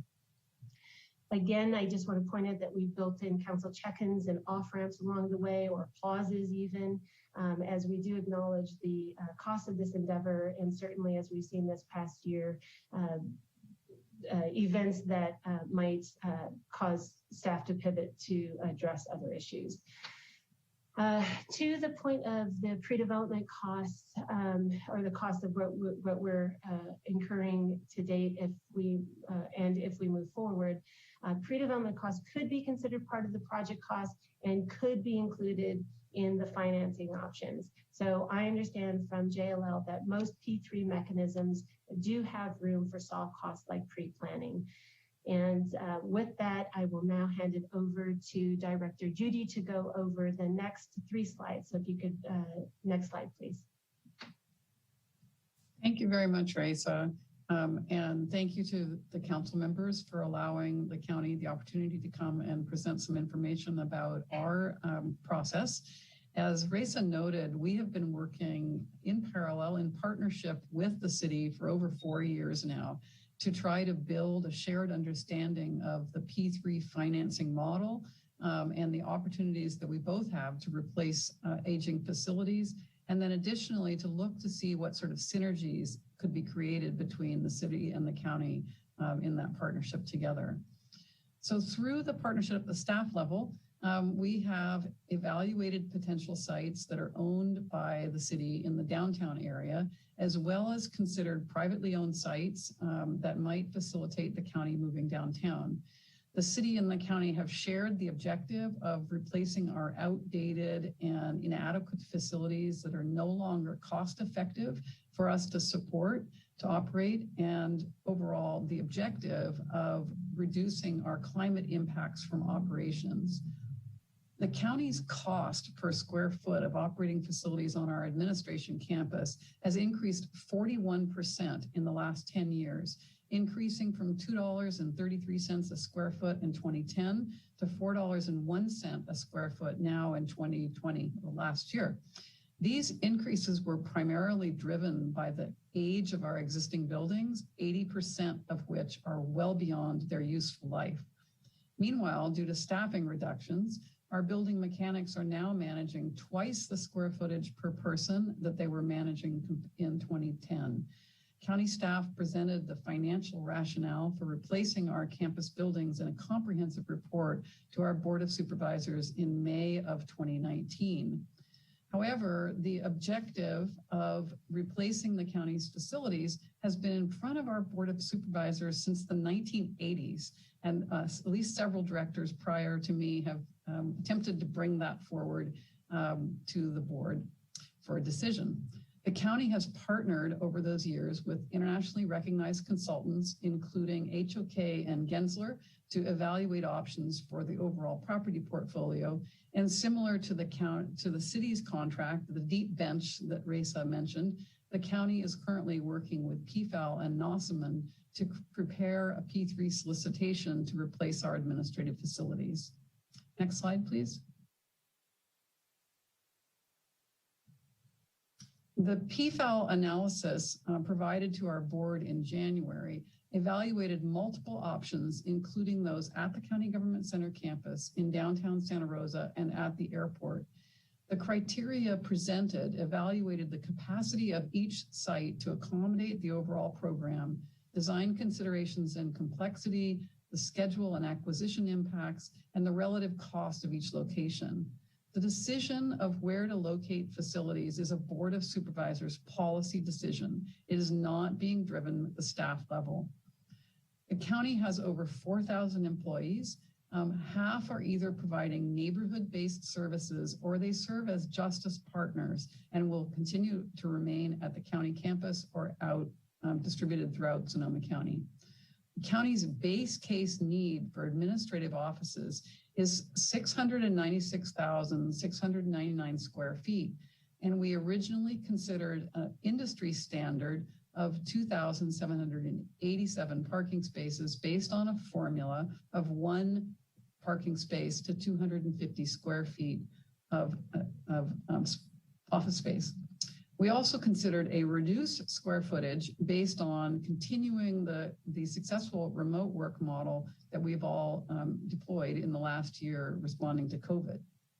The focus of our discussion with the city has been on parking because we already know we can fit the program that the county has in either the City Hall site or the White House sites. The county's subsequent analysis has really evaluated, subsequent to January's presentation, has evaluated parking ratios similar to those that were studied by JLL, where 68% of employees would have parking available. 32% of employees would not have a parking space, which is consistent with continuing that remote work model. The resulting need for parking is 2,358 spaces. This includes 1,661 spaces for the employees expected to move to new facilities, fleet parking, fleet needs, and customer parking needs. Next slide, please. Our board received this comprehensive analysis of the potential sites and the relative cost of each site in January. The board directed that an ad hoc work with the city to further evaluate potential opportunities in the downtown involving the acquisition of a combination of the White House or a library and City Hall sites, specifically focused on opportunities to address the parking needs. Subsequently, we refined our data on client parking and adopted the same formula that the city is using of 68% employee parking. So we need a total of, just to remind you, 2,358 parking spaces, which is essentially the entirety of the vacant city parking garage spaces that were identified in the Walker study, as well as additional on-site parking. The board directed that the ad hoc return to the full board and bring back further analysis in order to make a site decision so that we could move forward in July. As mentioned, the county is ready to move forward into the next phase, which is our solicitation phase, once the site decision is made. Consistent with the timeline, we intend to issue our RFQ, request for qualifications, in September, and then announce a short list of P3 developers in December of this year. Then the qualified P3 entities will prepare proposals for consideration for award in June of 2022, and so on, moving through the major milestones to occupancy in 2026. In order for the county to move forward with the consideration of downtown sites, we would need to reach agreement with the city in early June on the terms of acquisition of city-owned properties, on long-term parking leases, and other key factors that influence the financial feasibility of the downtown location. Next slide, please. We look forward to continuing to partner with the city and share the objective of replacing our facilities and ensuring that our operations meet our climate goals. And further, we share the objective and appreciate the city's support of dedicating surplus properties to develop much needed housing in both the communities. Thank you. I'll turn it back over to you, Rosa. Thank you, Caroline. Okay, so that brings us to our list of options for council to consider. For starters, we need to know if the council is interested in moving forward with or without the county as a co-location partner. Assuming the council's interest in some degree of co-location, the other part of that is, what is your interest in accommodating the county's needs downtown? Or, and this question was asked, in us asking the county to come downtown, conversely, would the council at all consider moving the city administrative services to the current county administrative site? So basically moving uptown. And while I note here there are other potential partner opportunities and considerations, I again believe that would be better handled under a follow-up study session. Next slide. So succinctly, I hope, to meet the July 20th Board of Supervisors meeting needs, the questions the county needs answered today to consider moving some of their functions to a new downtown project site include site acquisition, which bluntly, they are looking to acquire at little to no cost, parking agreement, and an understanding of the surplus timeline, or essentially an agreement on the timeline. I think Director Judy had mentioned by June for the city to surplus the properties to the county. And before I ask Director Judy if there's anything else she wants to add, I do want to let you know that all of the remaining slides on here, and there are many, are there for reference and can be called upon if you have specific questions. But I also want to remind you who from the city team we have available to answer questions today, and those are Assistant City Manager Nutt, Acting Planning Division Director Bill Rose, Parking Manager Kim Nadeau, Real Estate Manager Jill Scott, and our Financial Advisor Bob Gamble. And then also, in addition to Director Judy, is Office of Resiliency and Recovery Director Crystal Querijero. And before we conclude, Carolyn, is there anything else you want to add before we hand it over to Council? No, that's it. Rosa, thank you very much for succinctly representing basically the three things that we need that are part of our financial analysis that we need to bring back to our board in July. Thank you. All right, council, who wants to start with questions?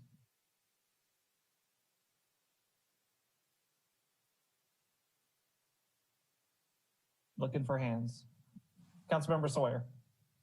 Thank you, Mayor. This is a question that's probably very difficult to answer potentially from staff. Are we able at this juncture, do we have enough questions answered to be able to answer these 3 questions? Well, do we have enough information under our belts to be able to answer these questions at this point? We know what the cost, and I might ask Jill Scott to come on, if I may. We know the cost of the White House site, which I believe is the preferred site for the county, and so we do have enough information. I think with between Jill and also Kim Nadeau, our parking director, parking manager. Those are the 2 core elements. We understand how much parking we have. We understand what the cost is, and we would have to get to the negotiation, which is something that Jill would do on behalf of the city, and we would have to understand the impacts on parking on not just the city's uses and needs, but also we've considered those parking spaces, surplus parking, for the growth and use of other private development. So Jill, do you want to speak to that a little bit as well? Sure, I'm happy to. Raisa really stated pretty clearly what I think we're going to need going forward. Most of this we can talk about in closed session regarding price, surplus, timeline. From the timeline set forward, I think if council is comfortable making some decisions, we can meet the timelines. I wouldn't say concern, but my biggest, I think, thing that council really needs to come out of this is that our site is not quite ready to go forward and the county is ahead of us. Not knowing which site the county is going to choose, council just needs to be aware that White House site could be one of those, and it was also one that was available to the city that wouldn't require swing space. So I just want to make sure that council's aware of that going forward. And as far as the acquisition timeline, I think we can meet it if we can make some decisions. If I could chime in, Councilmember Sawyer, I think both Raisa and Jill hit the nail on the head, which is we have enough information to move forward. It's really a function of whether council would like us to proceed with some fairly difficult discussions relating to parking and how that impacts potential future development. It may fit nicely. It may be a challenge. We do have some other parking issues that are going on in the downtown at this point in time, which sort of highlight some of the difficulties with that we've had. But I do believe that we've got enough basic information. We're just looking for council concurrence to continue to pursue sort of what we talked about last week, which is, are we going to look in an aggressive manner in an effort to try to bring the county downtown or not? Thank you, Mr. Nutt. That's very helpful. And Mayor, you're looking for questions only at this point? Yeah. All right. Thank you. Councilmember, sorry, I do want to add to, or just for the benefit of everybody, whatever we decide with the county, because we're so far by, and I think Jill might have said this and I missed it, but it really affects what our options are in the future for our own needs. And so it just to restate that point, we can get there and then we would narrow our options. Thank you very much. Any other questions from council? Director, I've got a question for you, and it's really just sort of how out of the box are we able to think about this? So for example, when we talk about adequacy of parking, is the direction that the county that you have, is it specific to on that site or within a specific distance? Or for example, if the city wanted to utilize an existing, another property that we have in the downtown core, with the guarantee of running a shuttle bus at specific times so that your staff could park off site and still get to the buildings. Is that an adequate agreement? No, thank you. We did look at out of the box kind of concepts, including, what is the available parking within a 5-block radius of the White House or the City Hall site? And we figured that 5 blocks was probably a reasonable walking distance for employees. It's a little longer than we would like to have clients, but having a shuttle service is a very effective way of helping folks, employees and clients get to services, particularly in the winter months when hopefully we'll have a little more rain than we did this year.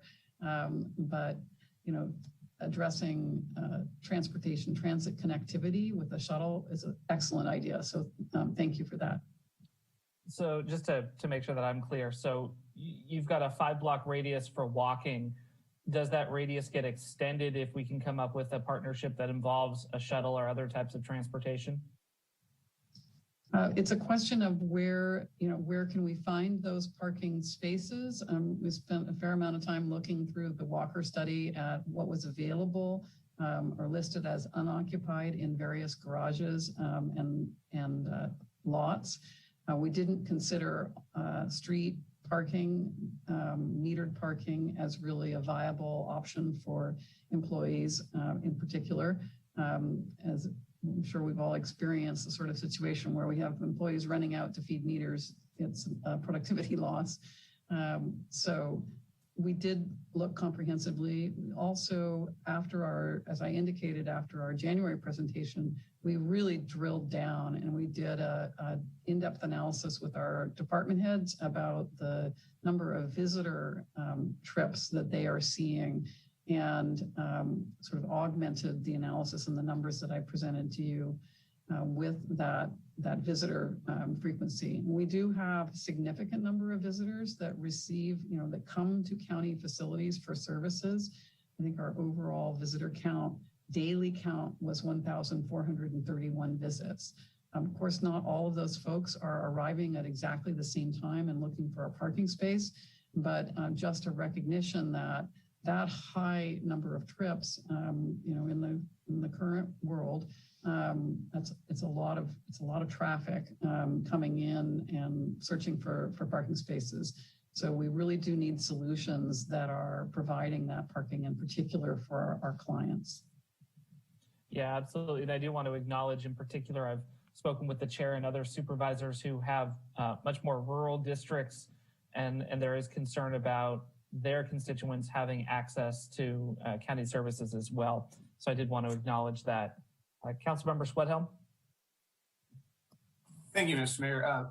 I'm struggling with this parking issue too. And I'm just wondering, Rise, if you have any idea, like when the state building was built or the federal building, where do those employees and guests park to visit our state or government officials?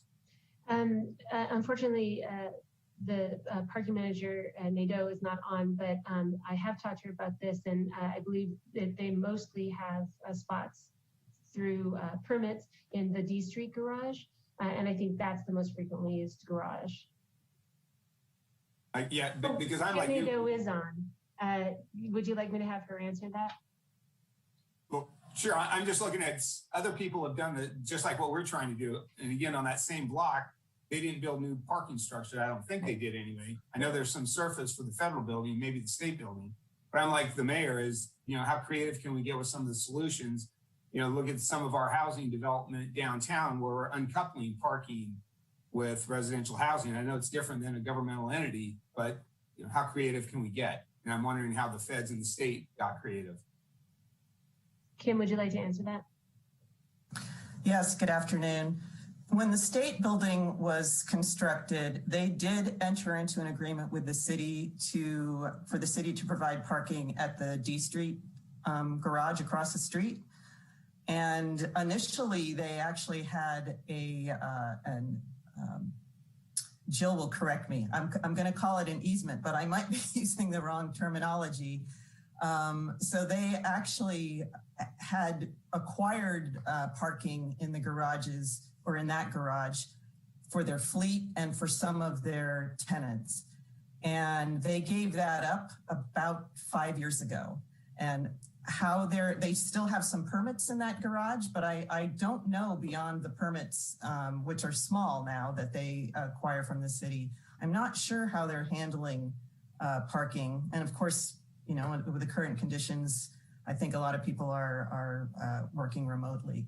And as far as the federal building goes, we do not, in my tenure anyway, have not had any arrangements with the federal building regarding parking. And they do have their own lots. They have 2 lots, or you could maybe look at it as one big lot. And presumably that is serving their needs. And Kim, for those lots with the federal building, just so we're talking about the same ones, I believe those are just for employees, not for community members. That's my understanding. Thanks. And Councilmember Schwedhelm, I think that's part of the question that we're asking council is how aggressively should we as staff be looking to try to accommodate the request coming from the county? We have had as staff a number of different conversations about exactly what you're saying, looking at what the city's new normal is based on our downtown plan, how we're interacting with our private entities. The county has come and evaluated the JLL study, which we utilized, as Carolyn mentioned, to be able to state that they've made some adjustments that are more in line with what we're looking at. But we're still not necessarily we're not necessarily seeing the future the same way per se. And I think that's where I think staff is hoping to receive some feedback from council as to whether or not we're comfortable continuing to negotiate with the county, recognizing we may have a different long-term vision on how we incorporate parking into a program of this size. And Rosa, with your earlier presentation on slide 12, you talked about the estimated project costs between 283 and 285 million. Those numbers for me are almost like funny numbers right at this point, given our recent experience with building a fire station. How was parking factored into just that city perspective that you started out the presentation on?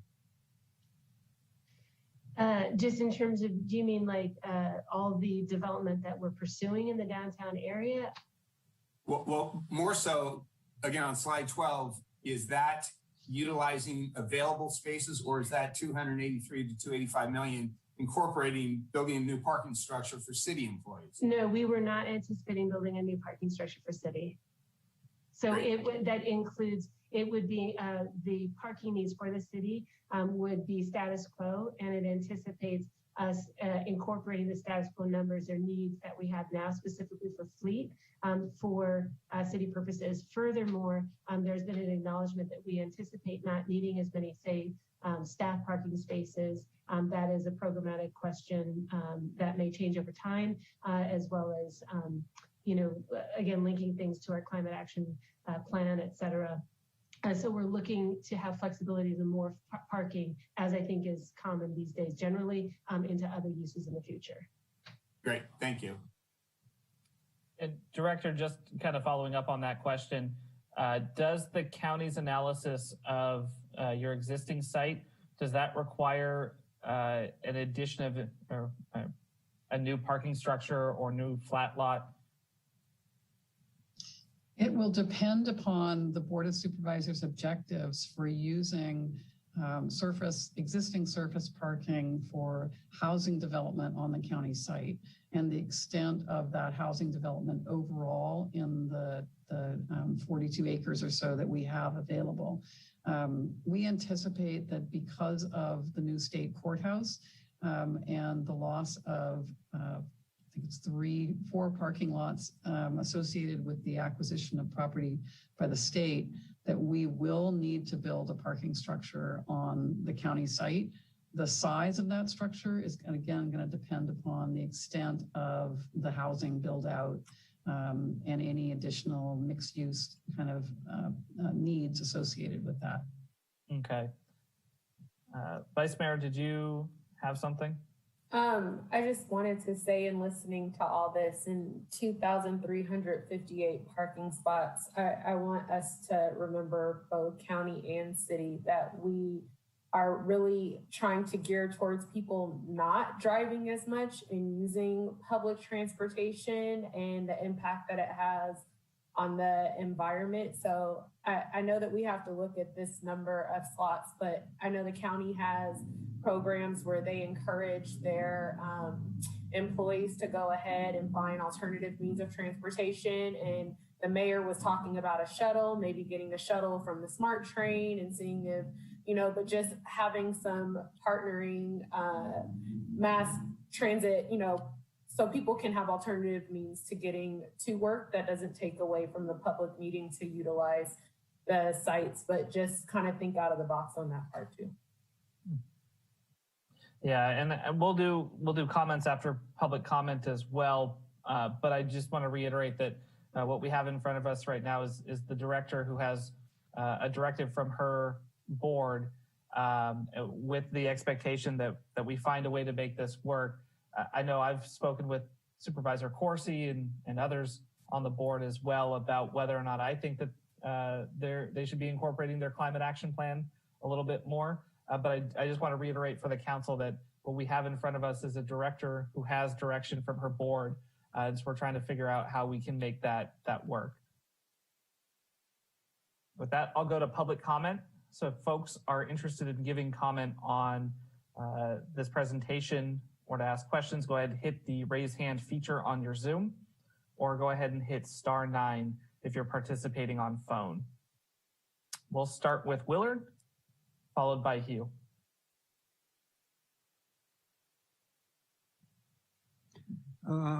There are several things we can agree on.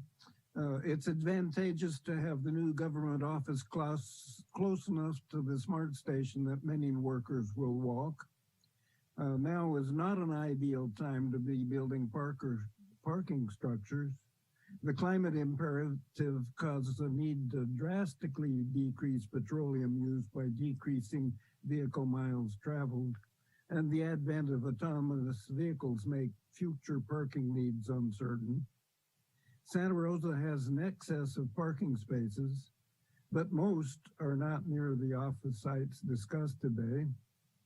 The Santa Rosa Plaza has gates that separate a portion of its parking structure for employees and also sells parking permits. And the city owns a large parking lot across the street from Macy's that is close to the Santa Rosa Plaza's parking structure. But the city has an agreement with Cornerstone Properties to develop that site. Cornerstone Properties owns the Press Democrat building and plans to repurpose it. And the Upton Office building is on the same block as the parking lot and the PD building, and is advertising that space is available. Based on those things, my comment is I expect there is a price that would persuade Cornerstone and the city to change course and to enter into negotiations to locate the new government office center on the block that has the parking lot and the PD building. I expect the agreement would be negotiated with the plaza to section off a portion of its parking structure for government employees in the same way its own employees are sectioned off, and that visitors to the government center could have their parking validated. Some plans just discussed include replacing the county library. Would it be easier to relocate some of the businesses now on the same block as the PD building? Does eliminating the need for a new parking structure lower the costs enough to compensate for the cost of persuading the Cornerstone Properties and the city to change plans? Are there cost advantages being closer to the SMART station so less shuttle service is needed? I would like to hear that this option has been explored and that some of these questions have been answered, and that the discussions properly address the climate imperative that requires us to reduce greenhouse gas emissions. Thank you. Thank you, Willard. Let's go to Hugh.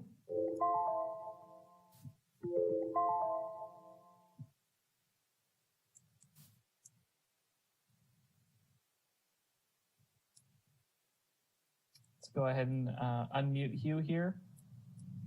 Yes, can you hear me? There we go. Thank you. Hugh Futrell, representing the Downtown Action Organization. I chair an ad hoc committee of the DAO, which is created to support the relocation of county facilities into the downtown core because of the very significant multiplier economic effects for downtown, including spurring housing demand and other benefits. The ad hoc committee is comprised of various experienced development and design professionals, including Peter Stanley and Charles Evans, Tom Robertson, myself, together with Peter Rumble and Cadence Allenson. As you know, we've made proposals to the county and the city to, on a pro bono basis, provide some additional technical analysis to assist that decision-making process. And we do appreciate the focus of the city and city staff and the county on this possibility. So we strongly encourage the city to take affirmative steps to facilitate the county being able to make a positive decision because of the potential impact on the public interest.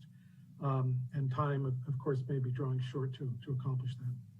So we wanted to emphasize a few other points going forward. One, again, we stand ready to assist the county and city to provide our technical knowledge to supplement the work of third-party consultants. Third-party consultants often are limited in time and focus and market knowledge, and we can help vet that on a pro bono basis. Our organization and the more than 100 property owners and several hundred merchants that we represent obviously have a keen interest in this.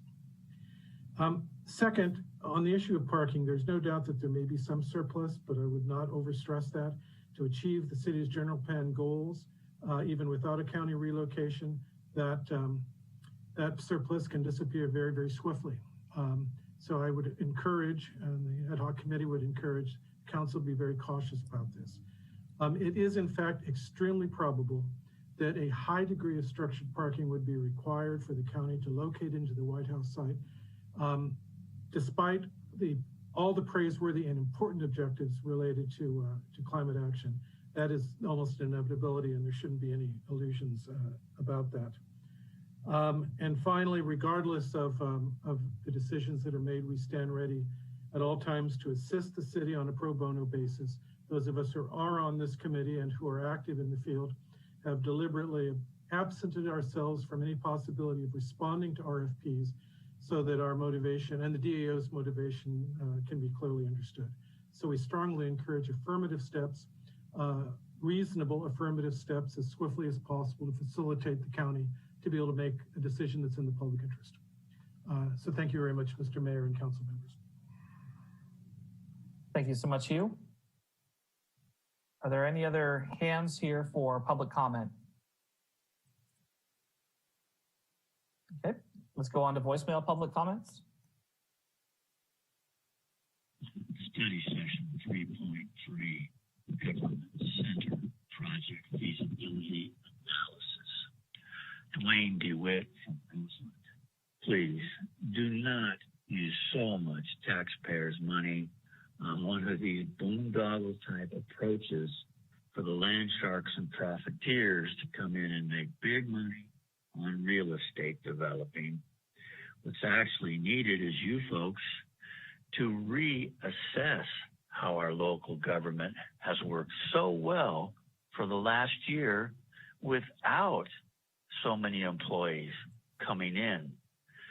The remote work, the social distancing has worked really well, and you're still at it after 13 full months. We don't need all these extra employees downtown. Things have gone forward. You should be congratulating yourselves that you've saved some money.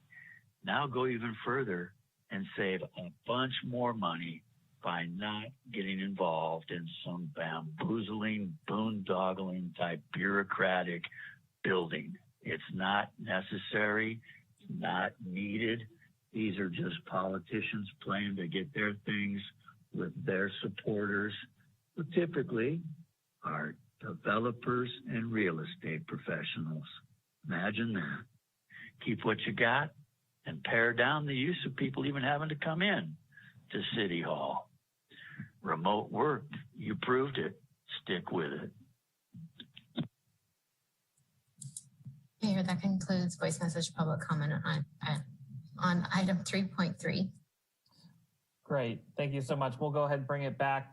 I did hear one question from Willard in the discussion, wanting to know if we had any type of analysis or any type of outreach to Cornerstone related to the smart property. You mean, are you talking about for the county to be on one of those sites? Correct. Okay, I don't believe for the county to go onto the smart site property there, but it does bring up the fact that we have had inquiries or interest from private developers saying for the city's portion that they would be interested in discussing with us additional options other than city sites. So that could be part of an ongoing discussion at a future study session. Okay. Councilmember Tippett, do you have a question? Maybe let Director Judy go. She just raised her hand. Oh, go ahead. Oh, thank you. Just wanted to say that in our financial modeling, obviously acquisition of a site sort of tips the balance towards the existing owned properties. So that's part of the challenge for us in looking at private sites is we need to really look at the cost effectiveness of acquisition, which of course we can do, but we didn't specifically look at Cornerstone. And does your analysis also include potential sale price for some of the land at the current county complex to offset the cost of site acquisition? So we haven't quite got there yet. That's part of what we'll be bringing back to our board in July is looking at, all the puts and takes, the lease cost savings that come from consolidating properties, then also looking at the opportunities for sale of county assets that would no longer be needed if we were able to consolidate and build new facilities. So that'll be part of what we bring back in July. Okay, Councilmember. Mayor, if I could chime in just a second, I just want to clarify for what Mr. Richards was asking about the Lot 2, because the city's in an exclusive negotiating agreement with Cornerstone for the sale of that property or for the development. We did not, that was not included in the available properties for the county during our discussion. So we, the city, did not bring that up as an option. Great, thank you. Jack? Thanks, Mayor. I just wanted to kick off the feedback loop if it's the right time. Yeah, I'll go ahead and have you start, but I'll have Raisa just remind the council one more time what specific feedback she's looking for, and then I'll have you start it off. Yeah, I mean, I think the core point here is that if the council is not willing to negotiate 2,300 parking spaces for the county, I think that is the critical place where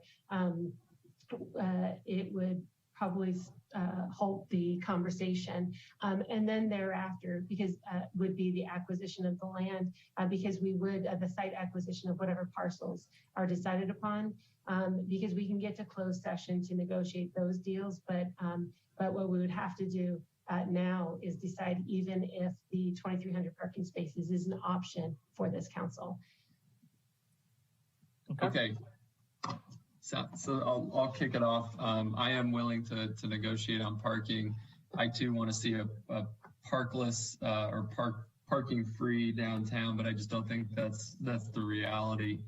I think we need to start that negotiation in order to find alternative creative solutions, but I'm definitely supportive. I'm also willing to have conversations around county's acquisition of the necessary land and taking any steps to investigate how do we do that vis-a-vis surplus property as well.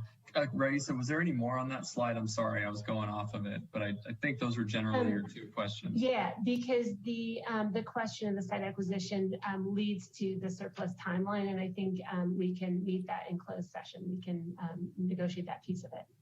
Great. And yeah, for whatever it's worth, and I know it's liable to change and likely to change, I was also a big fan of option A that you presented. Yeah, I think that we need to be aggressive about this. I think that the city needs to take steps necessary to being a good partner to the county, because I think the county in this conversation is the group that is likely to kind of break the chain of events. If it doesn't work for them, it's easy for us all to just stay put and in status quo. And obviously the city has the most, I think, to gain, particularly our downtown, where we've been focusing so much of our efforts. We have a renewal enterprise district focusing its efforts and all kinds of development going on there. So I do want to see us be aggressive. I think financing tools, especially enhanced infrastructure finance districts, this is a good time to talk about that. I'm a little bit reluctant on the special district taxation. At least we need to obviously have a conversation with the district that just formed there, and how amenable would they be to another layer of taxation.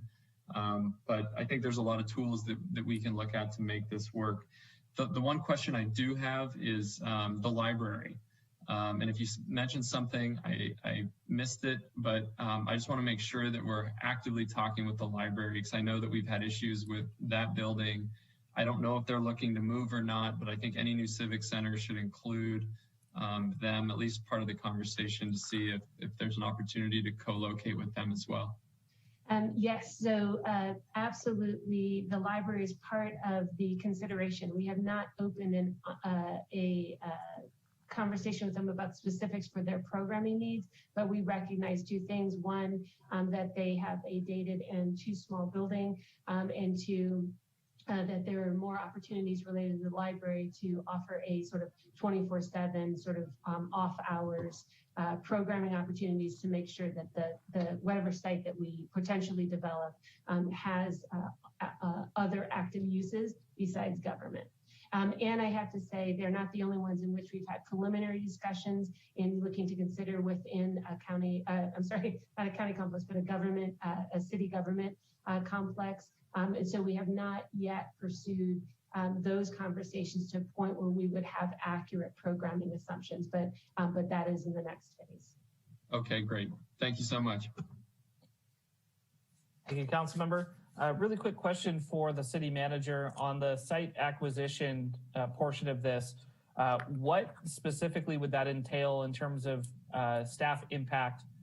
Is that Jill having to do an assessment of our existing facilities to be able to have that discussion, or is the team ready to have that conversation? It will include an appraisal, but right now we're trying to get direction and try to understand where council is on this issue. We've already communicated, the county communicated to us asking for direction on a series of these items by May 18th. We've made it clear, and I've communicated that to both the mayor and Councilmember Sawyer that is not possible, but we are here to listen, get direction from the council, and move forward. But we can't move that quickly. I've communicated back that this could very well be to the county administrator. Depending on the outcome here, we would be back evaluating things for the summer. So we're ready to move forward in those conversations, but that's an example of additional work that Ms. Scott and her team need to do, an appraisal. We need to get into closed session. But again, as Mr. Futrell mentioned and Ms. Judy mentioned, there would be significant costs associated with building a parking facility. And who's paying those costs? I say we have a lot of conversations to be had if that's the way we want to go. So while we're here, there's a lot of uncertainty.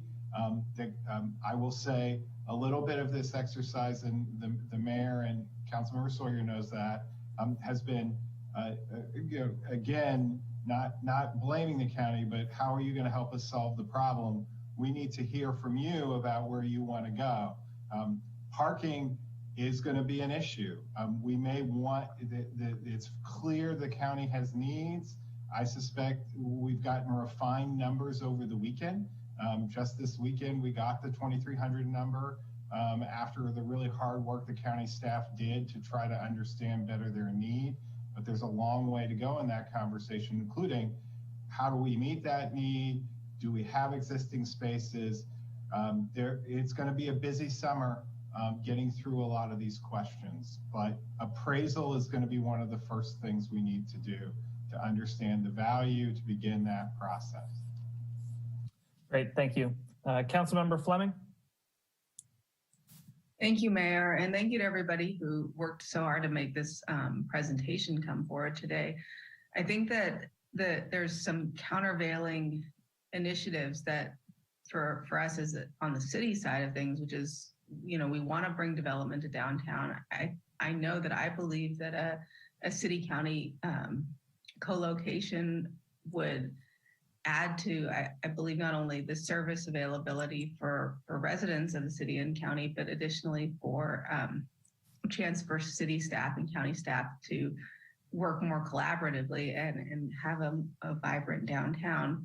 On the other hand, it's very clear that the county wants parking and may need the parking that they're saying that they want. And I find that to be really problematic in terms of developing a dense downtown and trying to meet our climate needs and our housing needs. And so I feel inclined to be very aggressive in getting the county a location for one of our surplus locations. And but the parking continues to give me heartburn, and I'm not there yet, and I know that that's inconvenient. But one of the things that I think about is how so many times in the past in this city, we have believed that we needed to develop at all costs in terms of, and that's led us really with the surplus of parking that we have now. And so, if we were underparked, we would end up investing more in public transit and bike lanes and so forth. So, it's a bit of a chicken and egg thing, but I think that we need to lead with our values here first, which is, we want to be collaborative and good partners, but we also really need to be clear that parking is not a priority in our downtown, and don't want to tell the county how to do their business and interrupt their flow for all of our neighboring county land and cities. So I understand that the parking may be something they need. I just don't know that it's going to work for our downtown. So I'm interested to hear what the rest of my colleagues have to say. All right, Councilmember Sawyer. Thank you, Mayor. Well, what Councilmember Fleming speaks to about the parking does resonate with me. I have heartburn about the idea of building another parking garage. I was really hoping that we had built our last one.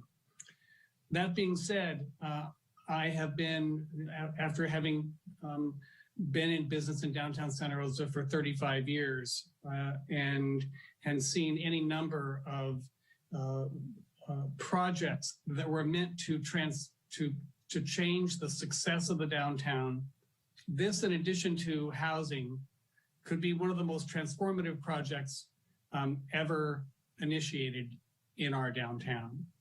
And, we've tried meandering 4th Street, and we have, and even the Santa Rosa Plaza was touted as being the savior of the downtown.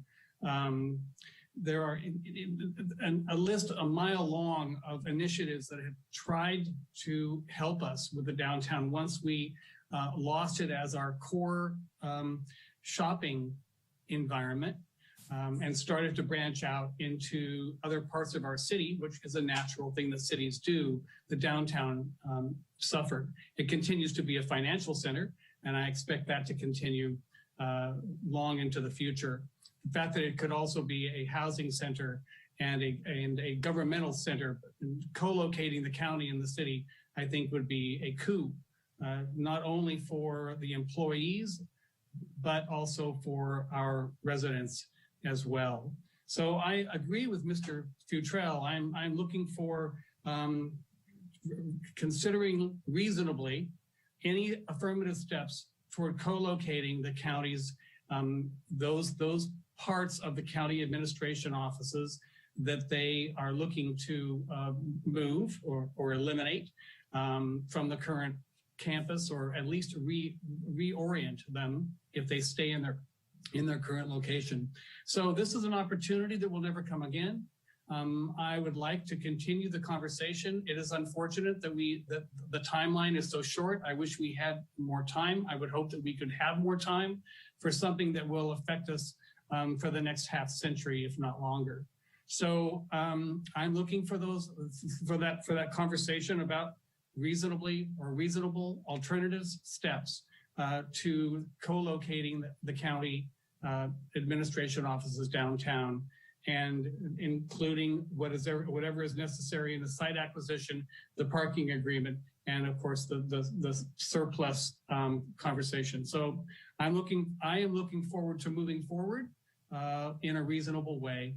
And I know that won't be easy, but I'm willing to give it the best shot we possibly can, and hope that both of us, the county and the city, working together, can achieve those goals that we both find very, very important. Thank you. Thanks, Councilmember. Councilmember Alvarez.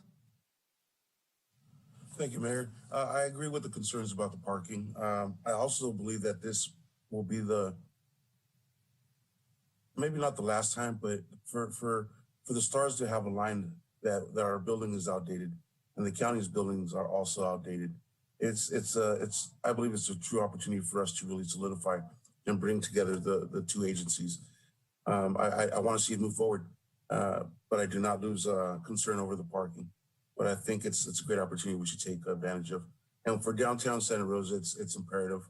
It's dead in the water, and I see it definitely being a way we can revitalize. Okay, Councilmember Sweathelm. Thank you, Mr. Mayor. And thank you, Director Judy, for participating in this council meeting. I know you probably have a laundry list of other things you'd be doing for the county, so I appreciate your attendance here and hearing what we have to say directly. So first of all, when we've started this discussion, I really look at this from a community perspective. And to me, it's an absolute benefit, I think, for all the community, for us to develop this jointly. I'm choosing to use the 2,300 or whatever the parking figure is as a discussion point. I think we can continue the dialogue there, and it's not a drop dead number. If you don't do this, we can't do it. I really hope we continue to discuss and have, let's make this work. Let's provide the direction. We want to do this jointly because it's in the best interest of the community. One of the other things too, I know, thank you, Rosa, for explaining the process to date where we are now, because I really think there is a lot of local talent and expertise that can help us, more minds, especially we heard from Mr. Futrell and I've heard from others that maybe have some other creative solutions that let's solicit their input there. One of the other things too is, when I've been thinking about this for years, I think there's some other opportunity sites that haven't been mentioned. I really don't think we need a mail delivery building right smack in our downtown. So I think there are some other opportunity sites that we can take advantage of. And I know there's pros and cons to all those. But I will just remind, those of us that have been on council for a while, and even the new folks on council, it took us 30 years to annex Roseland, but we did it, right? We stayed focused. Eye on the prize, we stayed focused. Reunification of Courthouse Square. Some folks said it would never happen, but if we work together, we will find a way. And that's what I'm hoping we'll be able to do this. So I say, let's proceed forward working together with the county. Thank you, Councilmember. Vice Mayor.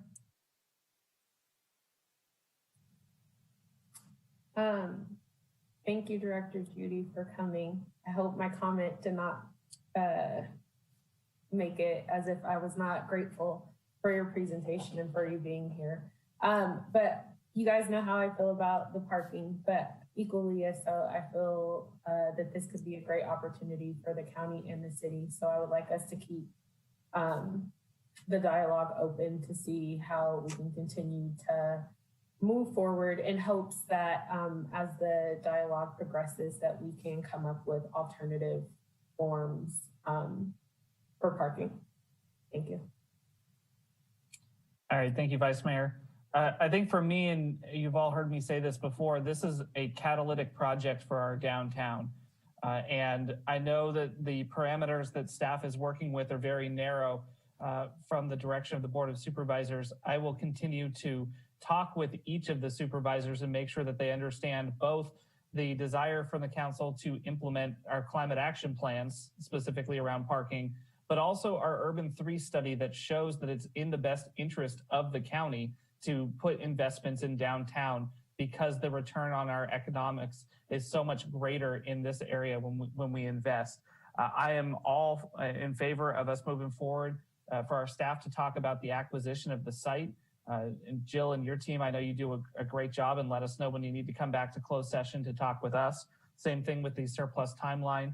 And then, yeah, let's be creative about how we find the parking.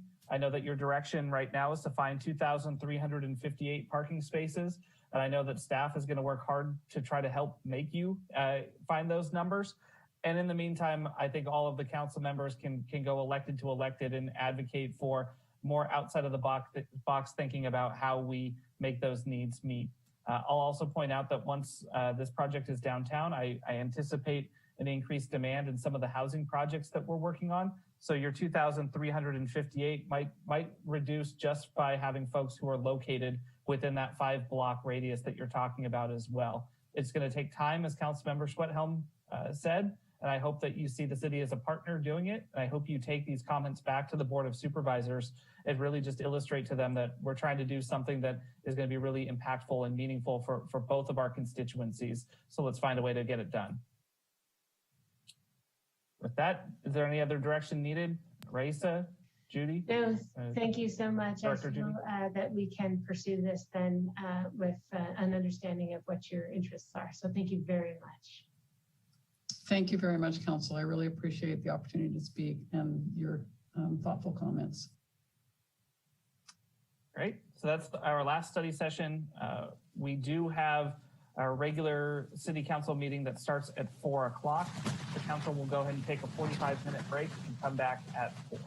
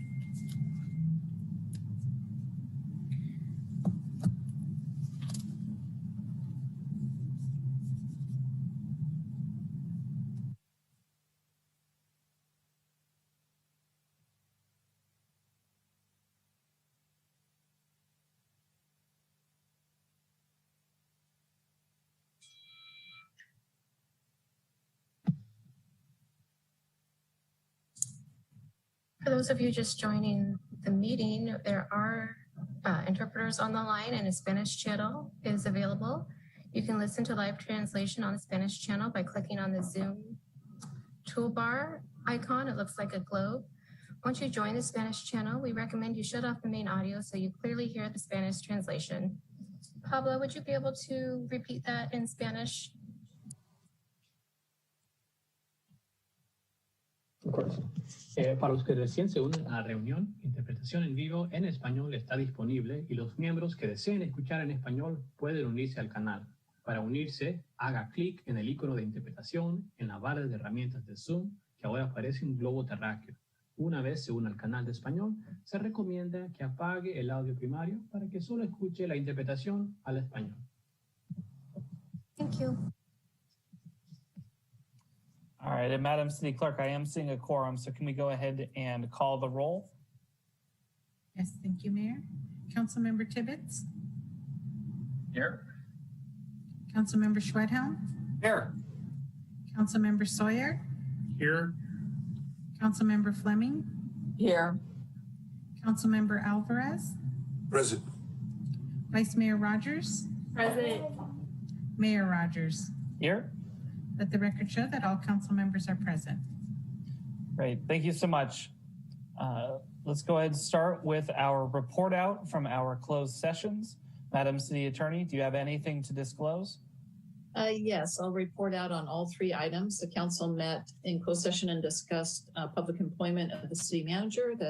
In that item, council did receive an update on recruitment for an interim city manager and an update on the recruitment for the permanent city manager.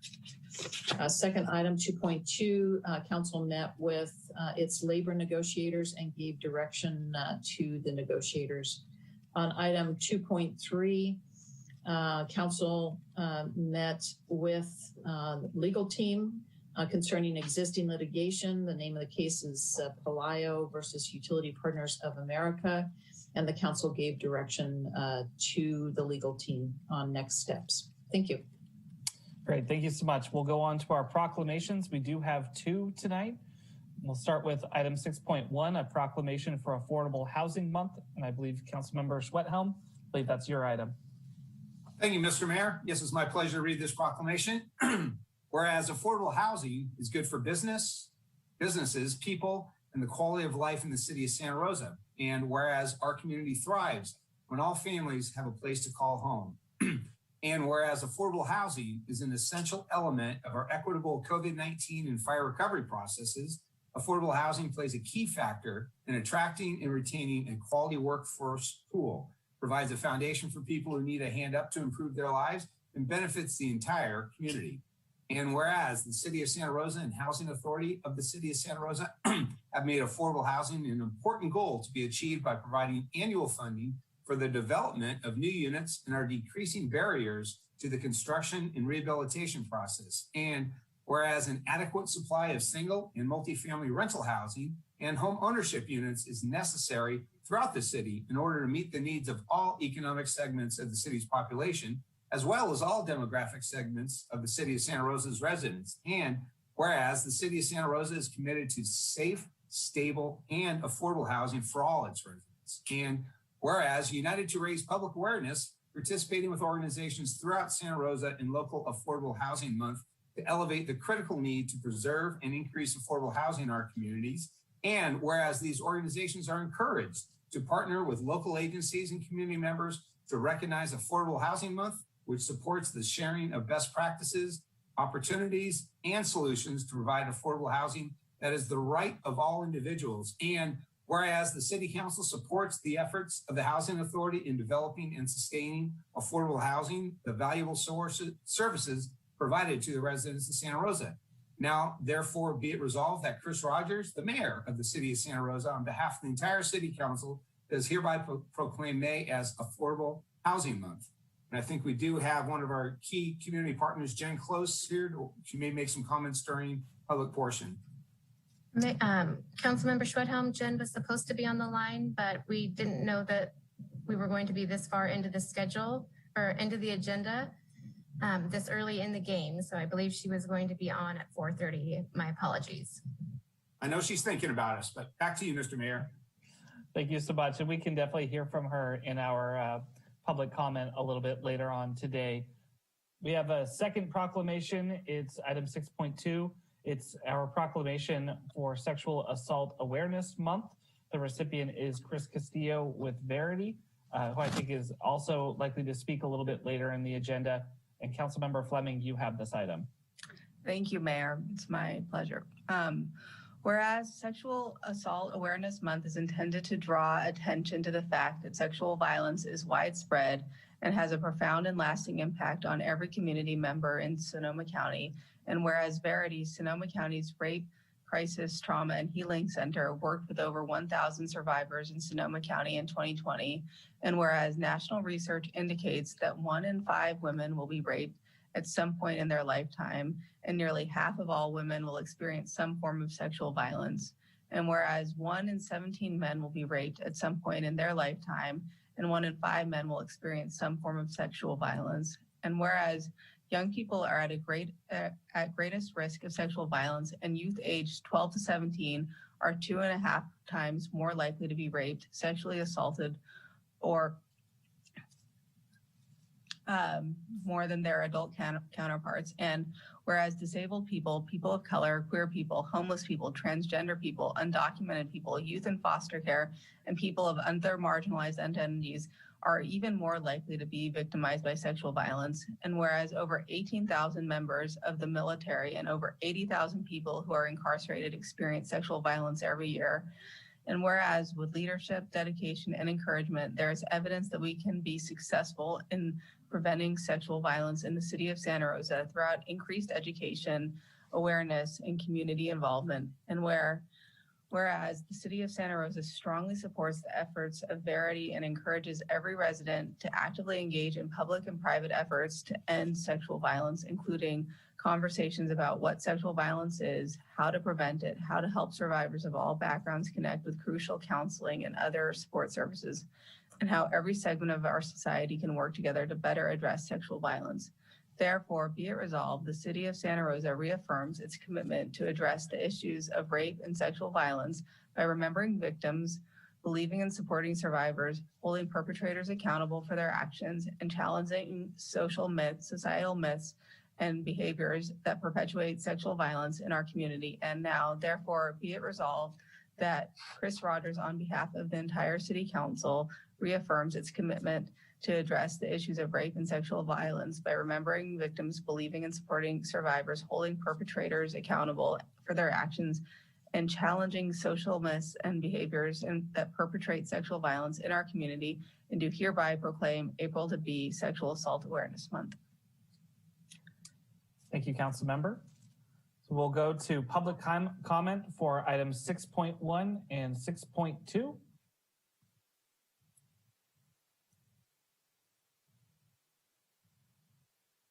If there's anybody who is interested in speaking on either of our proclamations tonight, go ahead and hit the raise hand feature on Zoom. If you're on your phone, hit *9. We'll start with Jessica. Yeah. Hi, can you hear me?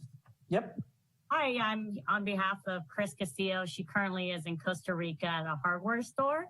I was losing her. She's going up the mountain, but she wanted to let me know that if she was in person, she'd be bringing you guys all her goodies, her brownies, and her cookies. But I just want to thank you all for just being here today. We want to thank the Santa Rosa DVSA unit and SRPD, especially giving a shout out to Tim Raymond. He's worked with our human trafficking survivors, and we just really will miss him. He's switching out of his role. And thank you all again. And if there's anybody who would want to speak to an advocate or receive services, the best way to get a hold of anybody at Verity is through our crisis line. That's 707-545-7273. Great. Thank you so much, Jessica. And I hope Chris is enjoying Costa Rica. Yes, yeah. I'll let her know that you said that. Great. I'm not seeing any other hands, so let's see if there's any voicemail public comments. There were no voice message public comments on the proclamations, Mayor. Oh, and I did just see one additional hand pop up. Let's give Luke a chance to speak. Hi, good afternoon, Mayor Rogers and Santa Rosa City Council. Oh, sorry, I'm coming live from YouTube right now and switching over to the Zoom, so sorry about that. Here on behalf of Jen Close, who with Generation Housing was going to present to you and could not make it, but really happy to be here to support your proclamation for Affordable Housing Month. As we all know, affordable housing is critical to the success of the city of Santa Rosa, our county as a whole. The strength and integrity of our community relies on everyone's ability to live here. And there are so many in our community through the fires, through the pandemic, who are not able to afford to live here. And this is a critical part of our mission as an organization, and we really appreciate everything that you're doing. So we know that this is not an empty proclamation. You're talking the talk and you're walking the walk, and we just applaud you for everything that you're doing and are appreciative of working in partnership with you to make sure that we can house more people affordably now and in the years to come. So thank you so much. Well, thank you, Luke. Thank you for being here as well. All right, Council, I'll bring it back. Any other additional comments? Great, seeing none, we'll sign those proclamations and get them off to folks. We'll move on now. We have no staff briefings tonight, so we'll skip item 7 and go to item 8, our city managers and city attorneys reports. Nothing for the city manager to report. And nothing from the city attorney either. Thank you. Madam City Attorney, wasn't there a ruling that just came down that you might want to fill us all in on? Yes, thank you, Mr. Mayor. I do appreciate that. Seems like a few days ago, but I do want to announce that we did get the final ruling in our litigation concerning our all-electric reach ordinance. The hearing on the matter was back in January, late January. So we just received that, I believe, on Thursday or Friday, and the judge upheld the all-electric reach ordinance in full. The challenge was brought by William Gallagher, who is a local developer and no relation, different spelling.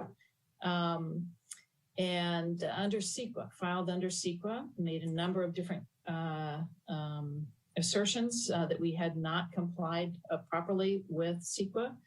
The judge, in a 35-page ruling, walked through each of those steps, found that all of our citations to exemptions were appropriate, all of our procedures were appropriate, and upheld the ordinance in full. So we were very pleased with that outcome. And happy to answer any questions if anyone has any questions. And thank you again, Mr. Mayor, for reminding me to report that out. I appreciate that, Sue. I just wanted to make sure that the council had an opportunity to thank your office and your staff for a job really well done on a pretty high profile case that was brought. And I'll tell you, I've heard from other cities that were interested in moving forward, but feared litigation, that now seeing a positive outcome means that they are able to move forward here in the near future as well. I'll go ahead and open up for public comment for item number 8, our city managers and city attorneys reports.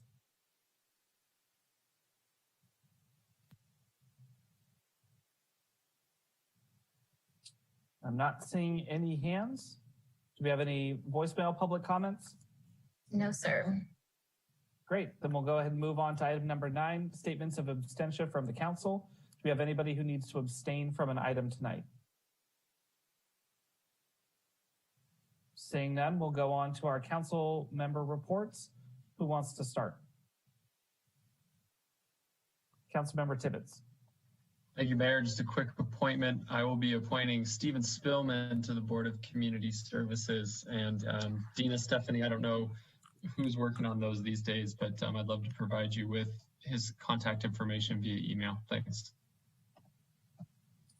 Thank you, Councilmember. Councilmember Sweathelm. Thank you, Mr. Mayor. Just one brief thing.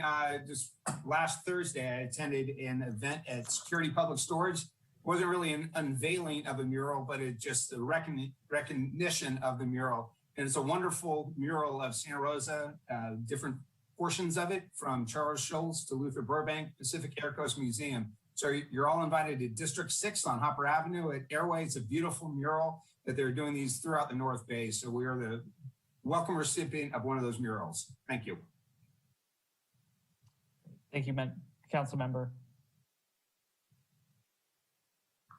Not seeing any others. We'll go to public comment for Council Member reports.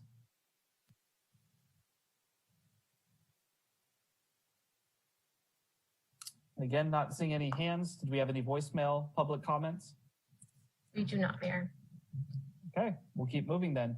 We have 4 sets of minutes today. We have the February 2nd, February 9th, April 6th, and April 13th regular meeting minutes. Were there any amendments to those items? Okay, let's check public comment, see if there were any additions from the public on those items.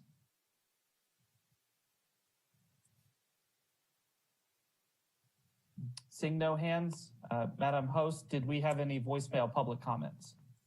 We did not, Mayor. Great. Then without objection, we'll show items 11.1 through 11.4 adopted as submitted. Mr. City Manager, go ahead and do the consent calendar. Item 12.1, motion First Amendment to Construction Management and Inspection Project Work Order with Green Valley Consulting Engineers for Pacific Avenue Reconstruction Project.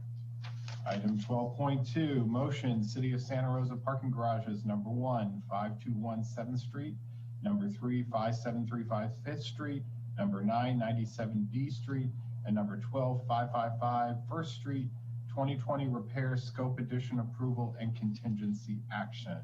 Item 12.3, resolution, adoption of California Department of Transportation, Local Assistance Procedures Manual, Chapter 10. Policies and procedures and approval professional service agreement, professional design and right-of-way services for 101 bicycle and pedestrian overcrossing project. Item 12.4, resolution, contract awards, city bus electrical vehicle fleet electrification project. Item 12.5, resolution, confirming City of Santa Rosa compliance with the State of California Surplus Land Act in order to pursue current and future grant funding. Item 12.6, resolution, coordination agreement with Bolt Mobility, the Sonoma County Transportation Authority, Transportation Authority of Marin, and partner agencies to implement a regional bike share program. Item 12.7, resolution, approval of appropriation of funds for wildfire preparedness, mitigation, resiliency projects utilizing PG&E settlement funds. Item 12.8, resolution, amendment to purchase order 162712 with Municipal Emergency Services for personal protective equipment. Item 12.9, resolution, COVID-related temporary parking user fee reductions.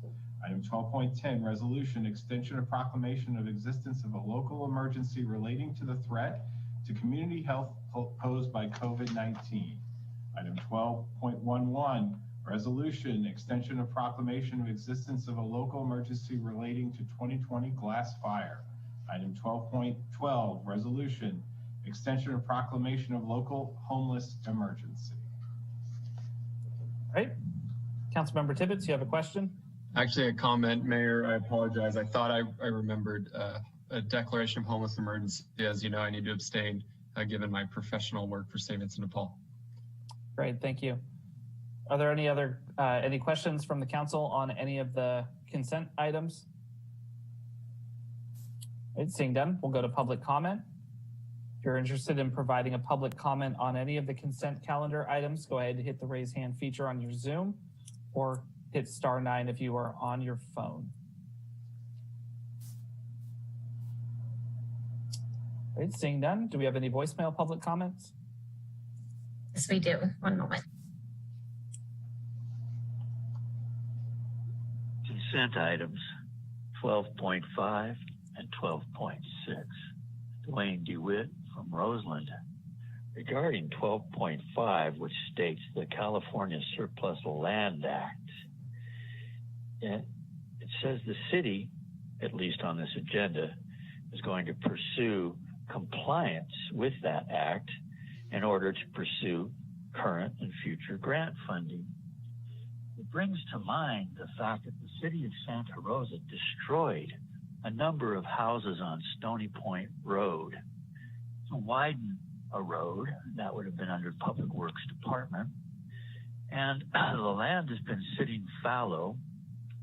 17 housing units were lost. It would be an excellent opportunity to explain to the community how, if you're going to declare that land surplus, how it could be utilized for affordable housing to replace the housing that you tore down. And to do it in an accountable manner, actually reach out to the community and tell them the truth. Regarding item 12.6, this idea of a regional bike share program, this is another one of those boondoggles that you just have to look at in amazement. The city believes the SMART train is going to bring so many people up here and they're going to rent bikes, when this is the bike theft capital of Northern California. Look on any side street where the homeless are hanging out with all those extra bikes. They didn't buy those babies. They ripped them off. And what's going to probably happen is those rental bikes are going to end up starting to be pilfered and then chopped. Basic like chop, chop.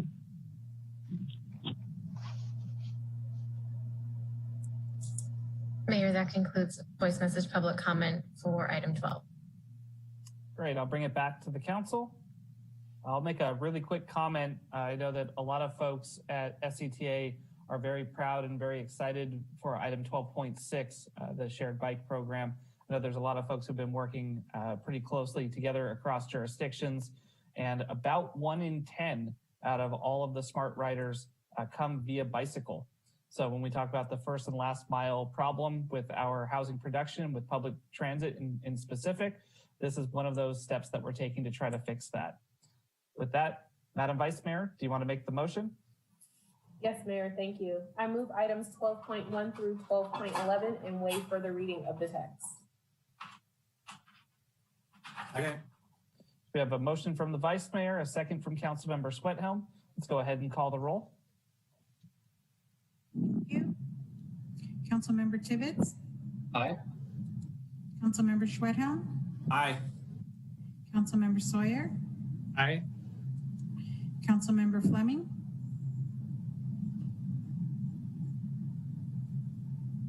Councilmember Fleming? Yes. Thank you.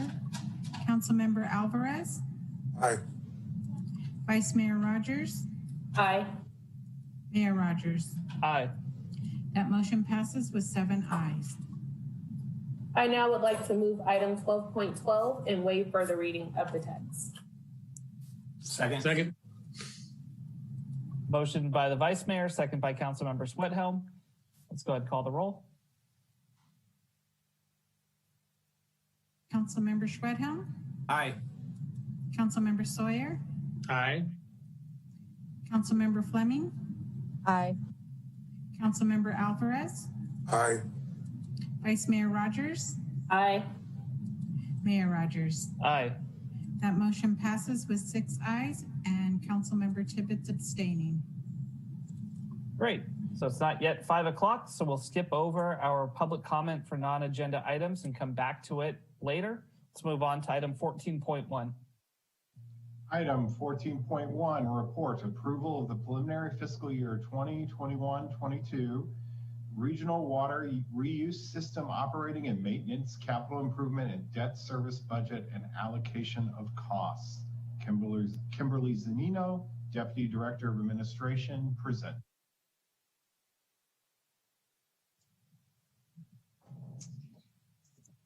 Good afternoon, Mayor Rogers, Vice Mayor, and members of the council.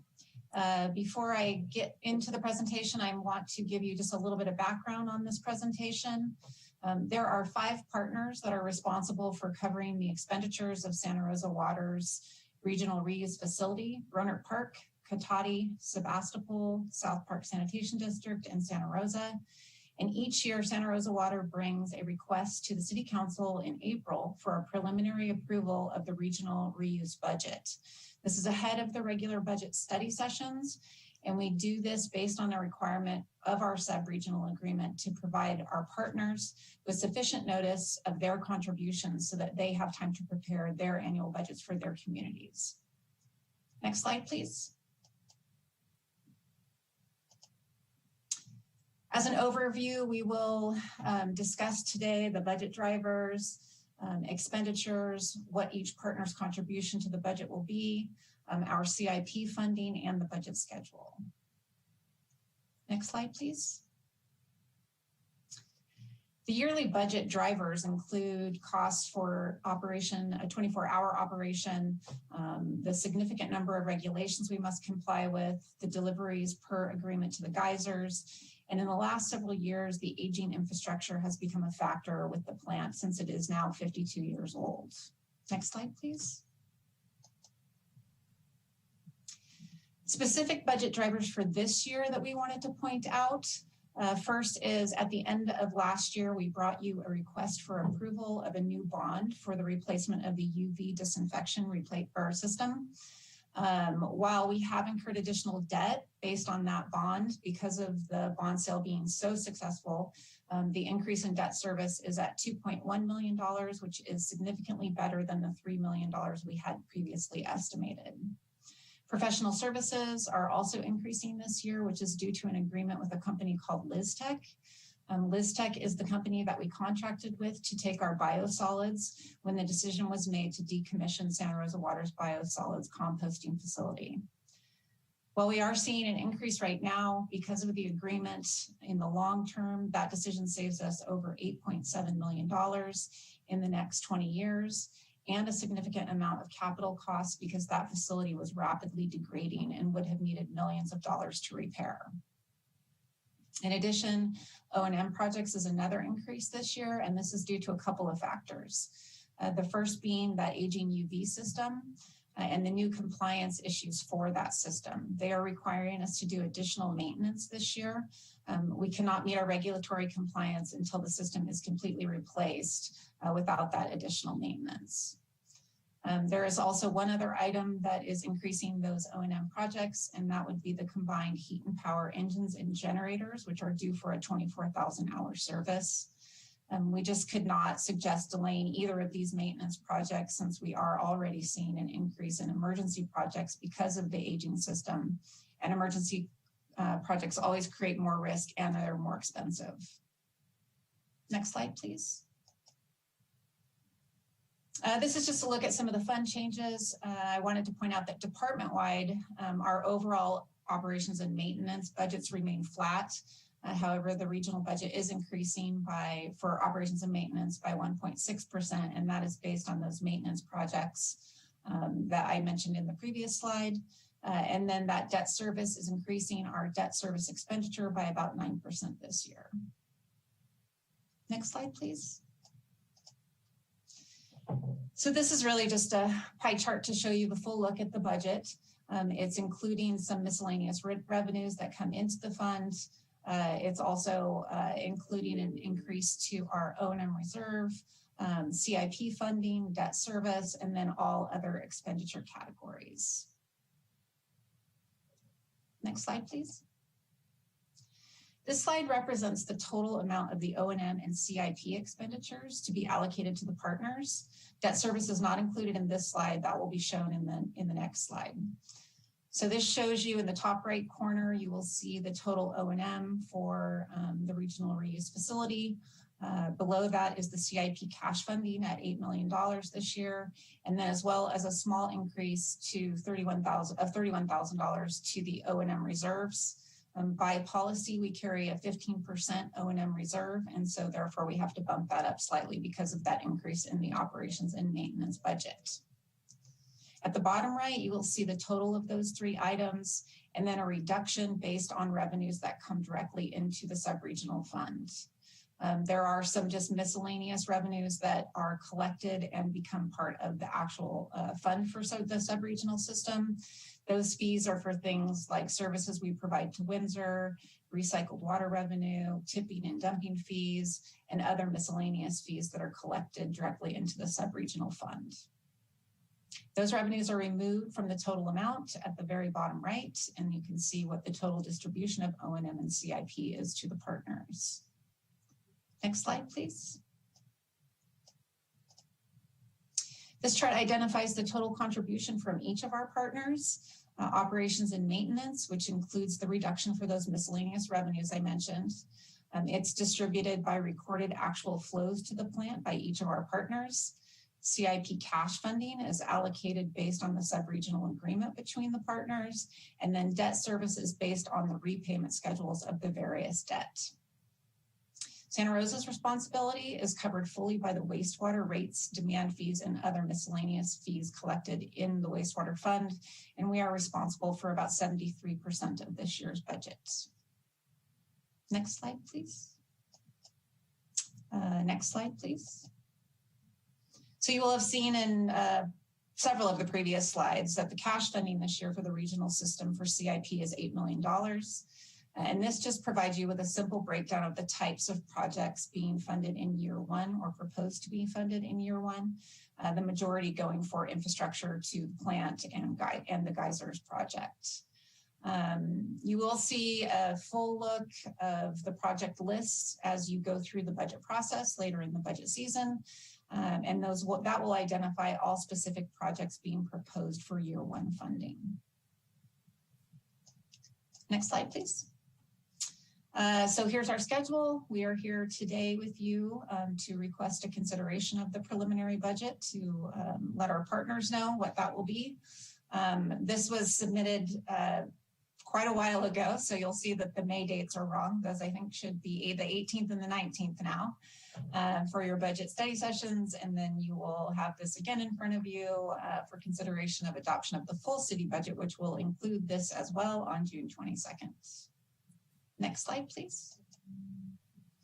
So therefore, it is recommended by Santa Rosa Water, the Sub-Regional Technical Advisory Committee, and the Board of Public Utilities that the council, by resolution, approve the preliminary 2021-22 Regional Water Reuse System Operating and Maintenance, Capital Improvement, and Debt Service Budget and allocation of costs for the purpose of notifying the regional water reuse user agencies of their allocation of such costs by May of 2021. And with that, I am welcoming any questions that you may have. Council, any questions? Councilmember Sawyer. Thank you, Mayor. Mrs. Zunino, what is our current reserve balance at Santa Rosa Water, and are we comfortable with that all-important account? So we're looking at just the sub-regional system right now. On the sub-regional side, we carry that 15% O&M reserve. We carry a very small reserve for catastrophic reserves because the majority of our funding comes from the wastewater fund. The wastewater fund also has an operations and maintenance reserve. It also has reserves for catastrophic purposes as well, which we are talking about possibly increasing, and that would come forward as a policy decision. And so we are feeling good about especially our undesignated fund balances as well at this point. As you know, when we look at them from the previous year. They give us a date and time. But as far as the sub-regional system goes, basically the way the costs work for this one is that we distribute it between all 5 partners. They all pay exactly that amount that is distributed to them each month during the entire year. So we are feeling comfortable that, obviously if there were to be additional disasters, that we would be able to work with our partners and use, at least from Santa Rosa's portion of it, wastewater funds for any reserves that we would need. Excellent. Thank you very much. Any other questions? Let's go on to our public comment on this item then. Go ahead and hit the raise hand feature if you have a comment for item 14.1.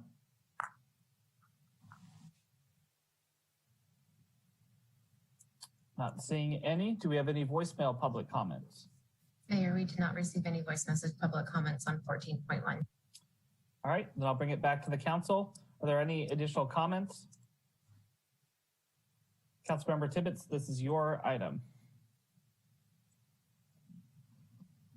Give me just 1 second to pull up.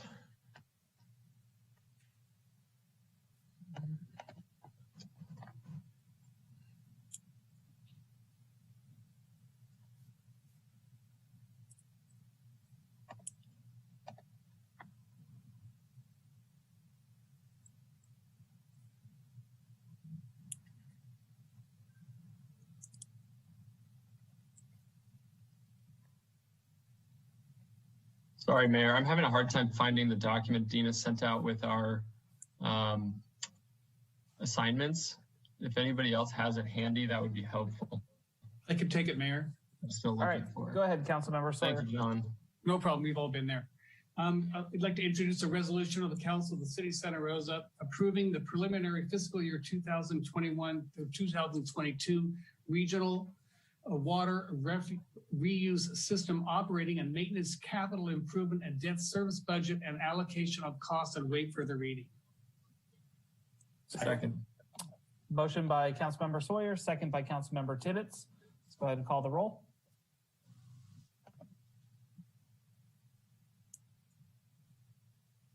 Councilmember Tibbetts, Aye. Councilmember Schwedhelm, Aye. Councilmember Sawyer, Aye. Councilmember Fleming, Aye. Councilmember Alvarez, Aye. Vice Mayor Rogers, Aye. Mayor Rogers. Aye. That motion passes with 7 ayes. Okay. Thank you. We'll move on to item 14.2. Item 14.2, report authorization for the City of Santa Rosa to become an additional member of the California Statewide Communities Development Authority, SCCDA, Community Improvement Authority, approving issuance of revenue bonds by CSCDA, Community Improvement Authority, and authorization to enter into a public benefit agreement for the acquisition of Acacia on Santa Rosa Creek Apartments at 4656 Quig Drive, Santa Rosa. Megan Bassinger, Interim Director of Housing and Community Services, present. Good afternoon, Mayor Rogers and members of council. Next slide, please. The city is being requested to join CSCDA, the Community Improvement Authority, as an additional member. And this is similar to other JPA arrangements that the city participates in throughout the state. CSCDA, Community Improvement Authority, proposes to acquire an existing market rate rental community known as Acacia on Santa Rosa Creek through bond financing. This is located in the Rincon Valley area of Santa Rosa. If this is approved by council, the community will be restricted to middle-income households. These range from 80 to 120% of area median income. And this is generally an income category that we are unable to assist with our affordable housing funding. Next slide, please. The parameters of the transaction would allow tenants to remain in place and not be displaced through the transaction. The bonds would be issued by CSCDA specifically for this acquisition with city approval, only if the city is an additional member. This helps promote the city's housing goals by protecting, preserving, and assisting with market rate and affordable housing units. This feeds into the Housing for All strategy we have. CSCDA recently created this Community Improvement Authority to focus on middle income housing, and it's similar to other JPAs that are operating in this arena throughout the state. The cities of Anaheim and Long Beach have also participated and acquired, assisted in the acquisition of existing rental complexes in recent months. Next slide, please.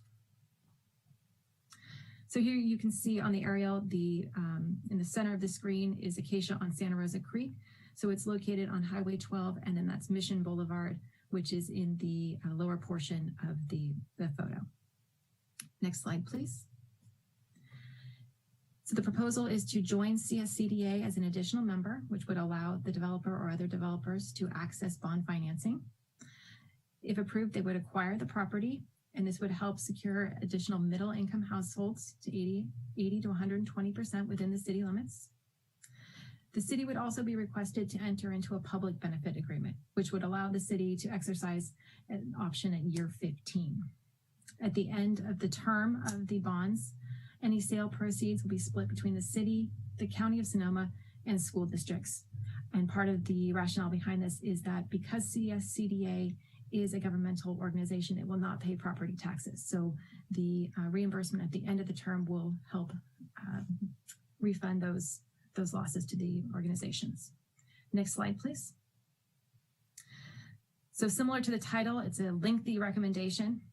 So it's recommended by the Housing and Community Services Department that the council, by resolution, authorize, and this is one singular resolution, authorize the city to join CSCDA, the Community Improvement Authority, as an additional member, approve the issuance of revenue bonds by CSCDA for the purpose of financing and acquiring the Acacia on Santa Rosa Creek apartments located at 4656 Quig Drive, and then authorize the Director of Housing and Community Services to execute the public benefit agreement between the city and CSCDA.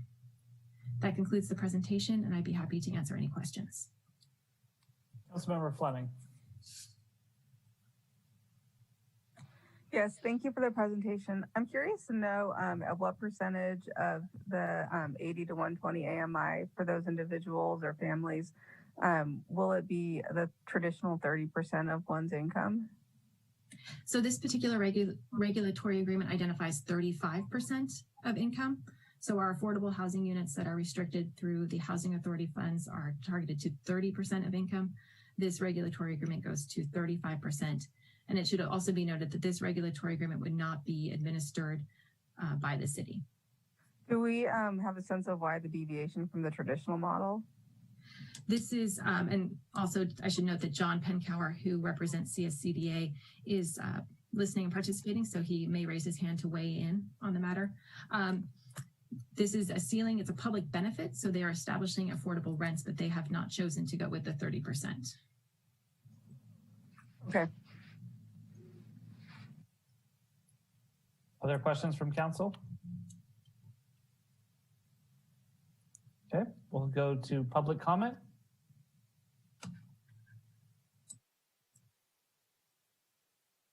Do we have anybody interested in giving public comment on item 14.2?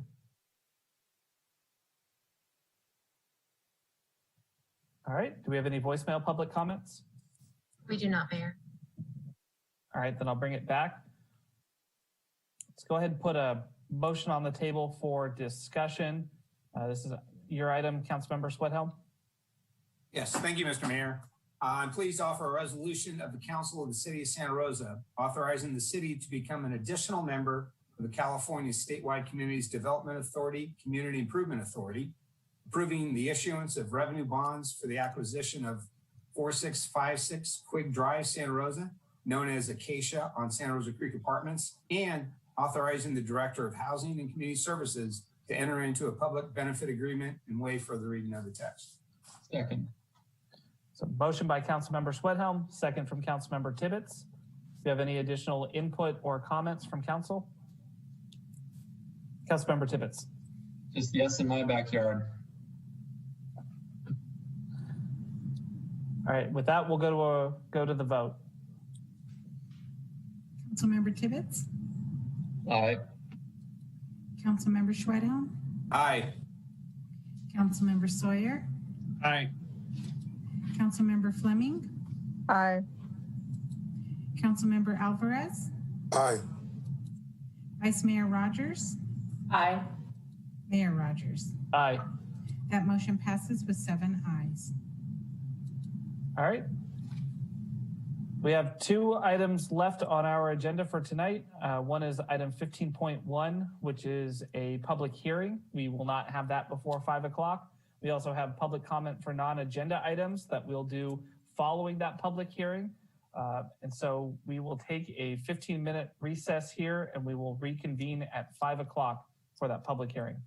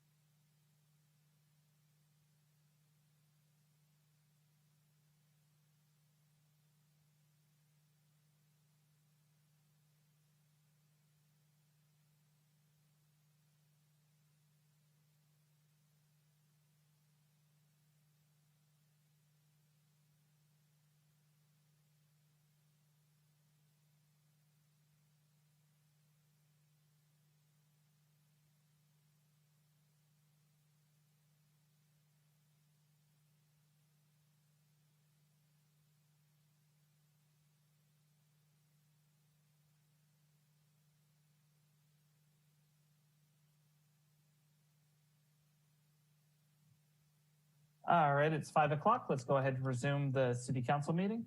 Madam City Clerk, do you want to call the roll? Yes, Mayor, one moment. Councilmember Tibbetts?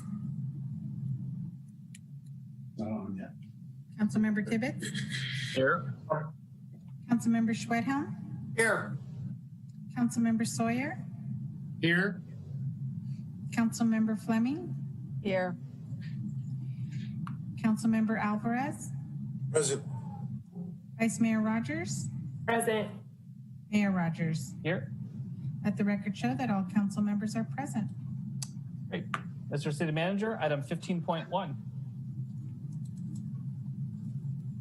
Item 15.1. Public hearing authorizing submission of the fiscal year 2021-22 action plan and approval of grant agreements for public services, fair housing, and housing opportunities for persons with AIDS. Once again, Megan Bassinger, Interim Director of Housing and Community Services, presented. Actually, I'd like to introduce Angela Morgan, who I believe is on, and she'll be giving this presentation. She's a new program specialist with Housing and Community Services. Thank you, Megan. Good evening, Council. So I will be presenting this information tonight regarding the fiscal year 2021-2022 action plan to the Department of Housing and Urban Development, also known as HUD, and funding recommendations. Next slide, please. The item before you today is required by HUD to receive CDBG, home, and HOPWA federal annual allocations. We kindly request the following. Authorize the submittal of the action plan to HUD no later than May 15th and approve funding recommendations. Next slide, please. HUD requires the annual action plan to define how funds will be spent, identify housing and community development needs, priorities, goals, and strategies. Next, the action plan was created using a HUD template and based on the 2020-2024 amended consolidated plan, which is also submitted every 5 years. Next slide, please.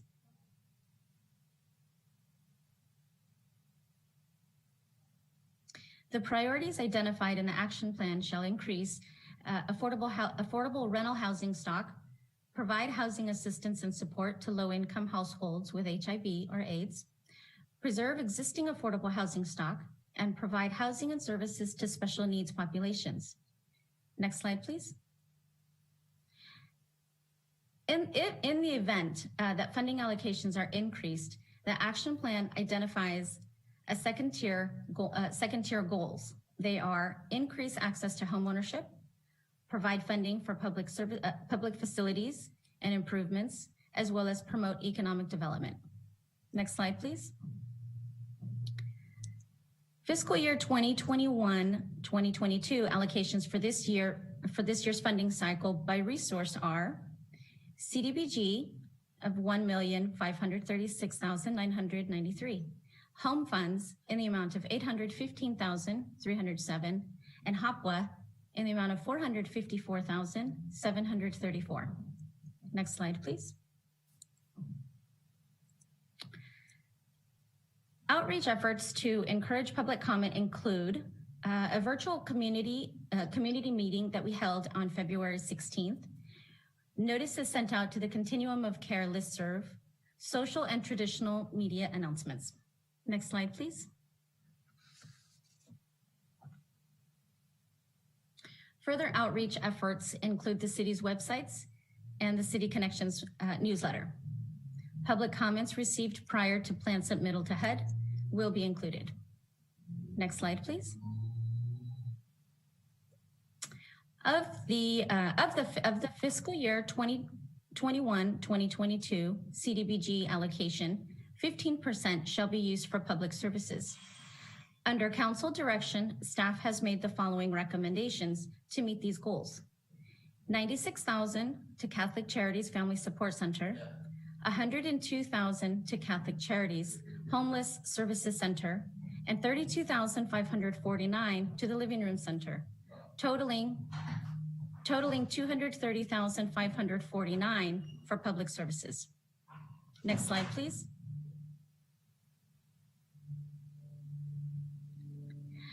Fiscal year 2021-2022 annual funding includes a federally mandated program. In response to the 2012 Sonoma County Analysis of Impediments for Fair Housing, staff recommends $36,000 to Fair Housing Advocates of Northern California from real property transfer tax funds to meet this requirement. Next slide, please. Fiscal year 2021-2022 annual funding allocation include federal HOPWA funds with the goals of providing housing assistance and support for low-income households with HIV or AIDS. Staff recommends $441,092 to face-to-face and the balance of $13,642, which represents a 3% of the category funds to be used by city for administration costs. Next slide, please. The fiscal year 2019-2020 annual performance reported 2,069 homeless individuals were served by public services funding. The annual HOPWA performance reported 73 households receiving housing subsidy assistance, 231 households received supportive services, and 193 households received housing information. Next slide, please. Excuse me. The annual reporting for fair housing activities include compliant intake, training, testing, counseling, renter seminars, and higher visibility. Next slide, please. The Fair Housing Report chart indicates the population served by income levels. They are 47% at extremely low income, 23% at very low income, 8% at low income, and 15% at low to moderate income tiers. Next slide, please. It is recommended by the Housing and Community Services Department that the Council by resolution authorize submittal of fiscal year 2021-2022 action plan to the U.S. Department of Housing and Urban Development, HUD. Approve the fiscal year 2021-2022 grant agreements for public services, fair housing, and HOPWA funds in the amount of $707,641. Authorizing the Director of Housing and Community Services or its designee to execute the grant agreements with service providers and authority to City Manager to execute the annual federal funding agreements with HUD and any additional forms or documents required by HUD to implement the fiscal year 2021-2022 action plan. Next slide, please. This concludes this presentation, and I am happy to address any questions. Thank you, Angela. Council, do we have any questions? Vice Mayor? All right, I was trying to figure out how to raise my hand. I should know that by now, huh?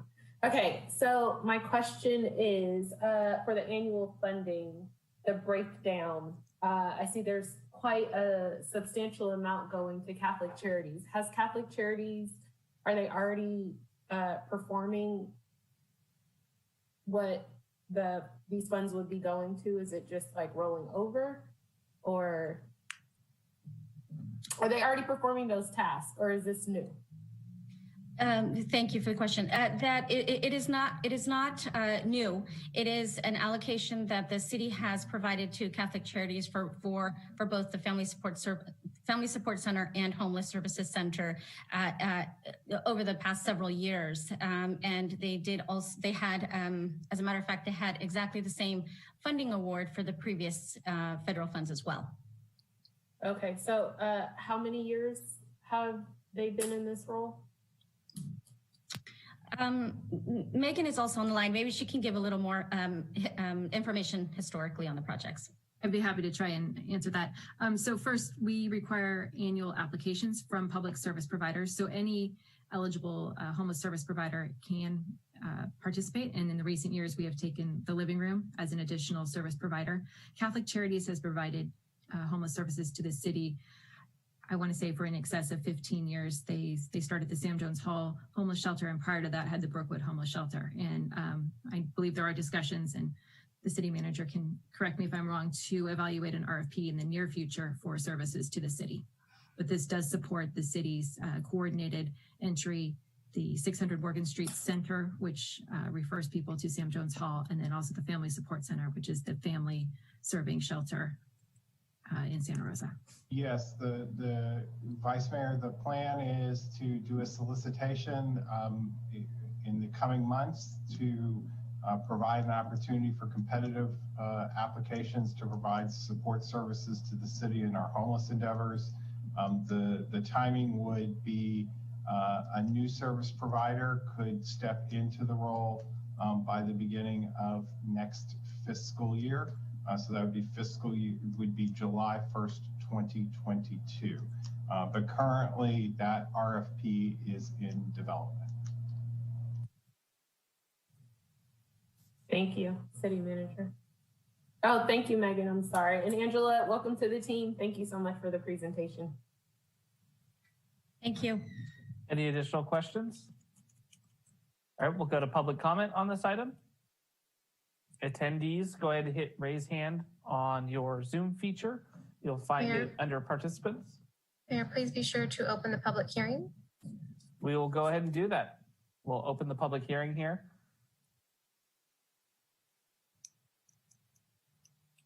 I'm not seeing any hands raised, so we'll go ahead and see if there's voicemail public comment.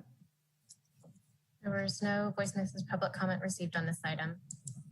All right, then I will close the public hearing and I'll bring it back to council. Councilmember Alvarez, you have this item, so let's go ahead and put a motion on the table for discussion. Thank you, sir. Resolution of the Council of the City of Santa Rosa authorizing submission of the fiscal year 2021-2022 action plan and approving grant agreements for public services, fair housing, and housing opportunities for persons with AIDS, and waive further reading. Second. So we have a motion by Councilmember Alvarez, second by Councilmember Tibbetts. Are there any additional comments or questions from council? All right, let's call the, go ahead, Vice Mayor. So I know Sean just said it, but I cannot stress enough how important I feel on us getting the RFP out and seeing if there are other community providers that we can get involved in servicing our city. Catholic Charities is great, but they cannot do everything. And when we load so much on one entity, it makes it very hard for them to be great and perfect.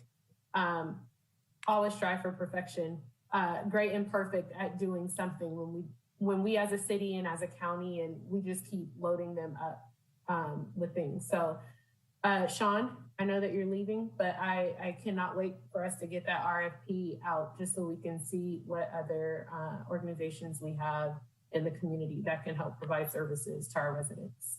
Thank you. Any additional comments? All right, Madam City Clerk, let's call the roll. Councilmember Tibbetts. Aye. Councilmember Schwedhelm. Aye. Councilmember Sawyer. Aye. Councilmember Fleming. Yes. Councilmember Alvarez. Aye. Vice Mayor Rogers. Aye. Mayor Rogers. Aye. That motion passes with 7 ayes. Thank you, Council. We'll move on now. Scrolling through my agenda. We have 2 written communications tonight, items 16.1 and 16.2. We'll move on to our item number 17, public comments for non-agenda items. So this is the time for folks in the public. If there's something that you'd like to discuss that was not on tonight's agenda, feel free. Council cannot get in a back and forth discussion, but we are happy to hopefully give some direction to staff or get back to folks as we can.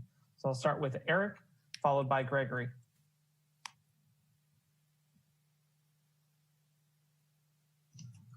Hello, everyone. How's everyone doing tonight?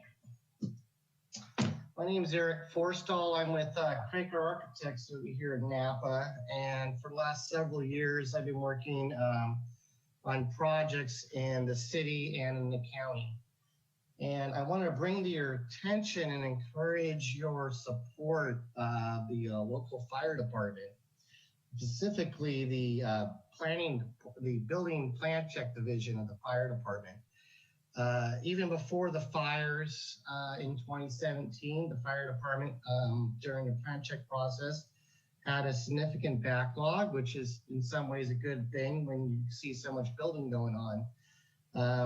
But that has gotten worse, and the delays for plan review with the fire department has extended. Even with COVID, we are currently at an 8 to 12 week turnaround for plan review. Just for them to look at projects. They're extremely, from my understanding, understaffed and need some more additional support.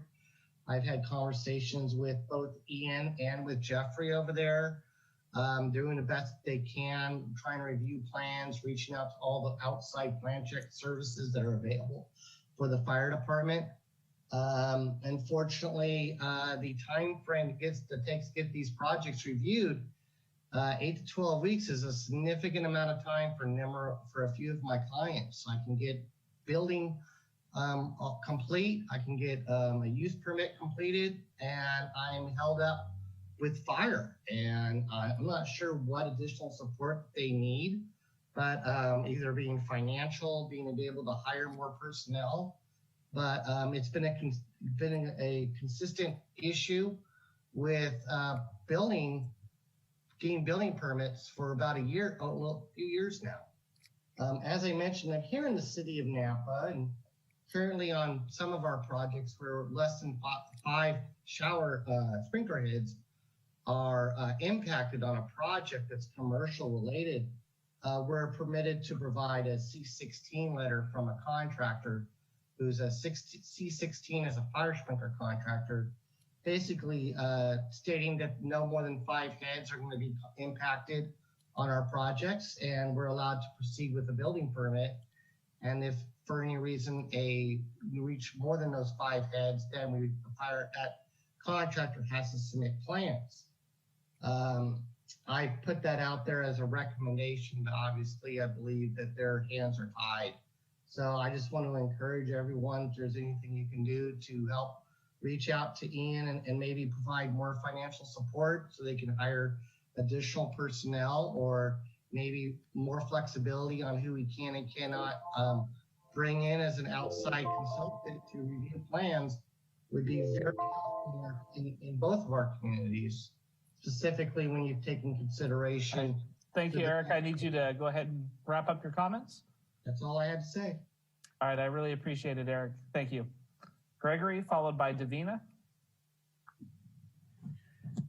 Good evening, Mayor Rogers and members of the council. I'm here just to give you a heads up and a little bit of reality to one of your items that I missed earlier in the meeting.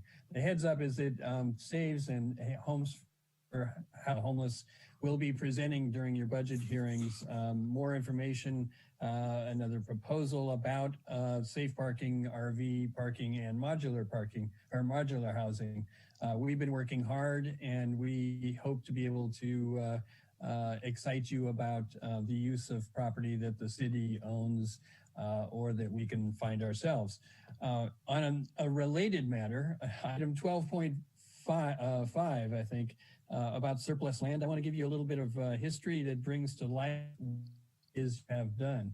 In instances, the city transferred property that it had to nonprofits in the past to do exactly what that resolution that you passed earlier says that you have been doing. And I just want you to be able to know and see what that is. Across the street from the police department, there's a small house, 950 Sonoma, that long ago the city transferred to SAI, became first youth shelter in the city. and has been used ever since. There is another on Grand Avenue in South Park at 1019 Grand that burnt to the ground in a meth lab burning. The city seized it and transferred it to Community Support Network, and we built a 4-bedroom house that is the first permanent supportive housing residence in the state of California. And it was a partnership between the city and Community Support Network. In Ripley, another house that was demolished, we built upon the city's transfer for $1, the coffee center, which all of you probably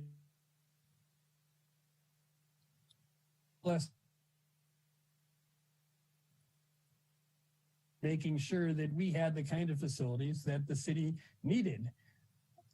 So you've done it, you're continuing to do it. We want to be your partner to continue to do it. And I just think you need to be able to, see what it is that resolution was all about.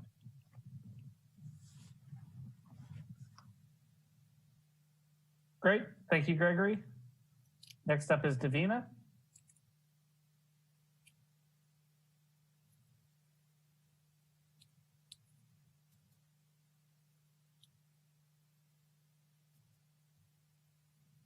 Davina, are you able to unmute? Oh, there I am. I apologize. Good afternoon, everyone. I just wanted to take this opportunity to hopefully advise all of the city council members that there's a lot of us here in the community that while we want to see Santa Rosa grow and respond to the housing crisis that's affecting sort of all of California, the city's made some promises to its citizens to give us good quality of life, especially those of us down here in the Southwest Santa Rosa area who were affected by the Roseland annexation project.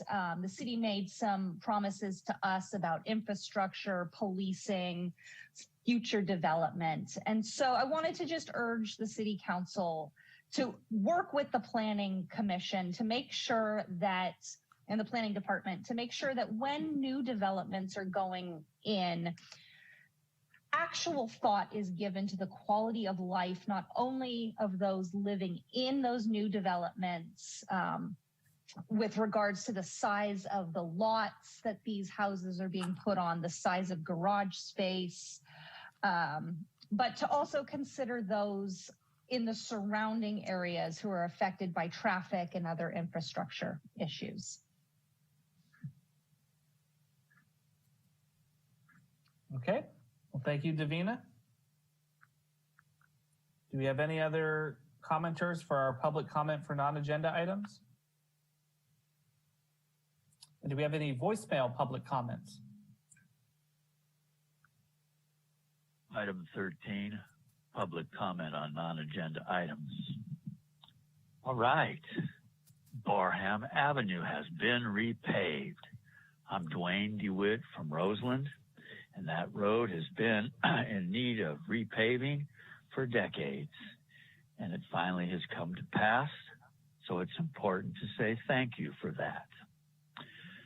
The negotiations between the city and the county of Sonoma that stretched for over 25 years regarding ending the county island that the city of Santa Rosa made back in the mid-90s were always prefaced by the city that they couldn't afford to take care of the things that needed to be done. But actually, they could.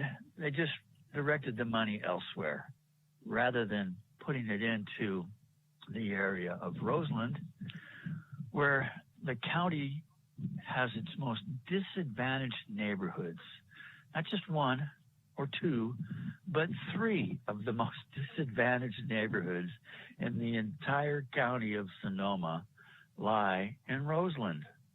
That would be Roseland, Shepherd, and Roseland Creek Census District neighborhoods. And now the city has an elected official that hopefully will begin a process in which those neighborhoods can be brought up to city standards. As the city always said, oh, we have to make sure that everybody's treated the same in the city. Although that was never really the case, especially with South Park always being disadvantaged, even though in the city.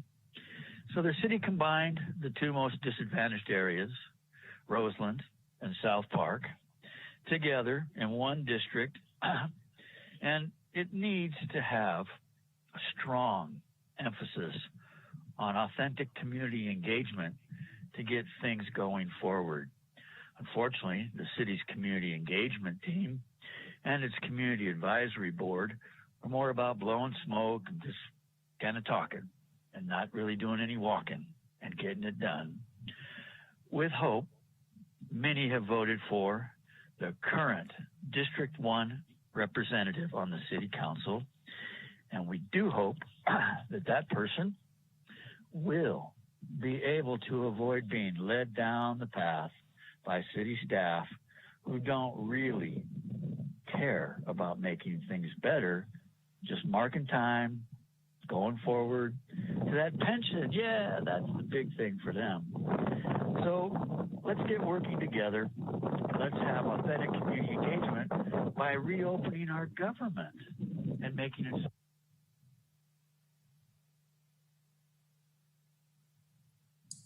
Mayor, that concludes the voice message public comment on non-agenda matters. All right, thank you so much. With that, that's the last item on our agenda tonight, so we will adjourn. Thank you, everybody.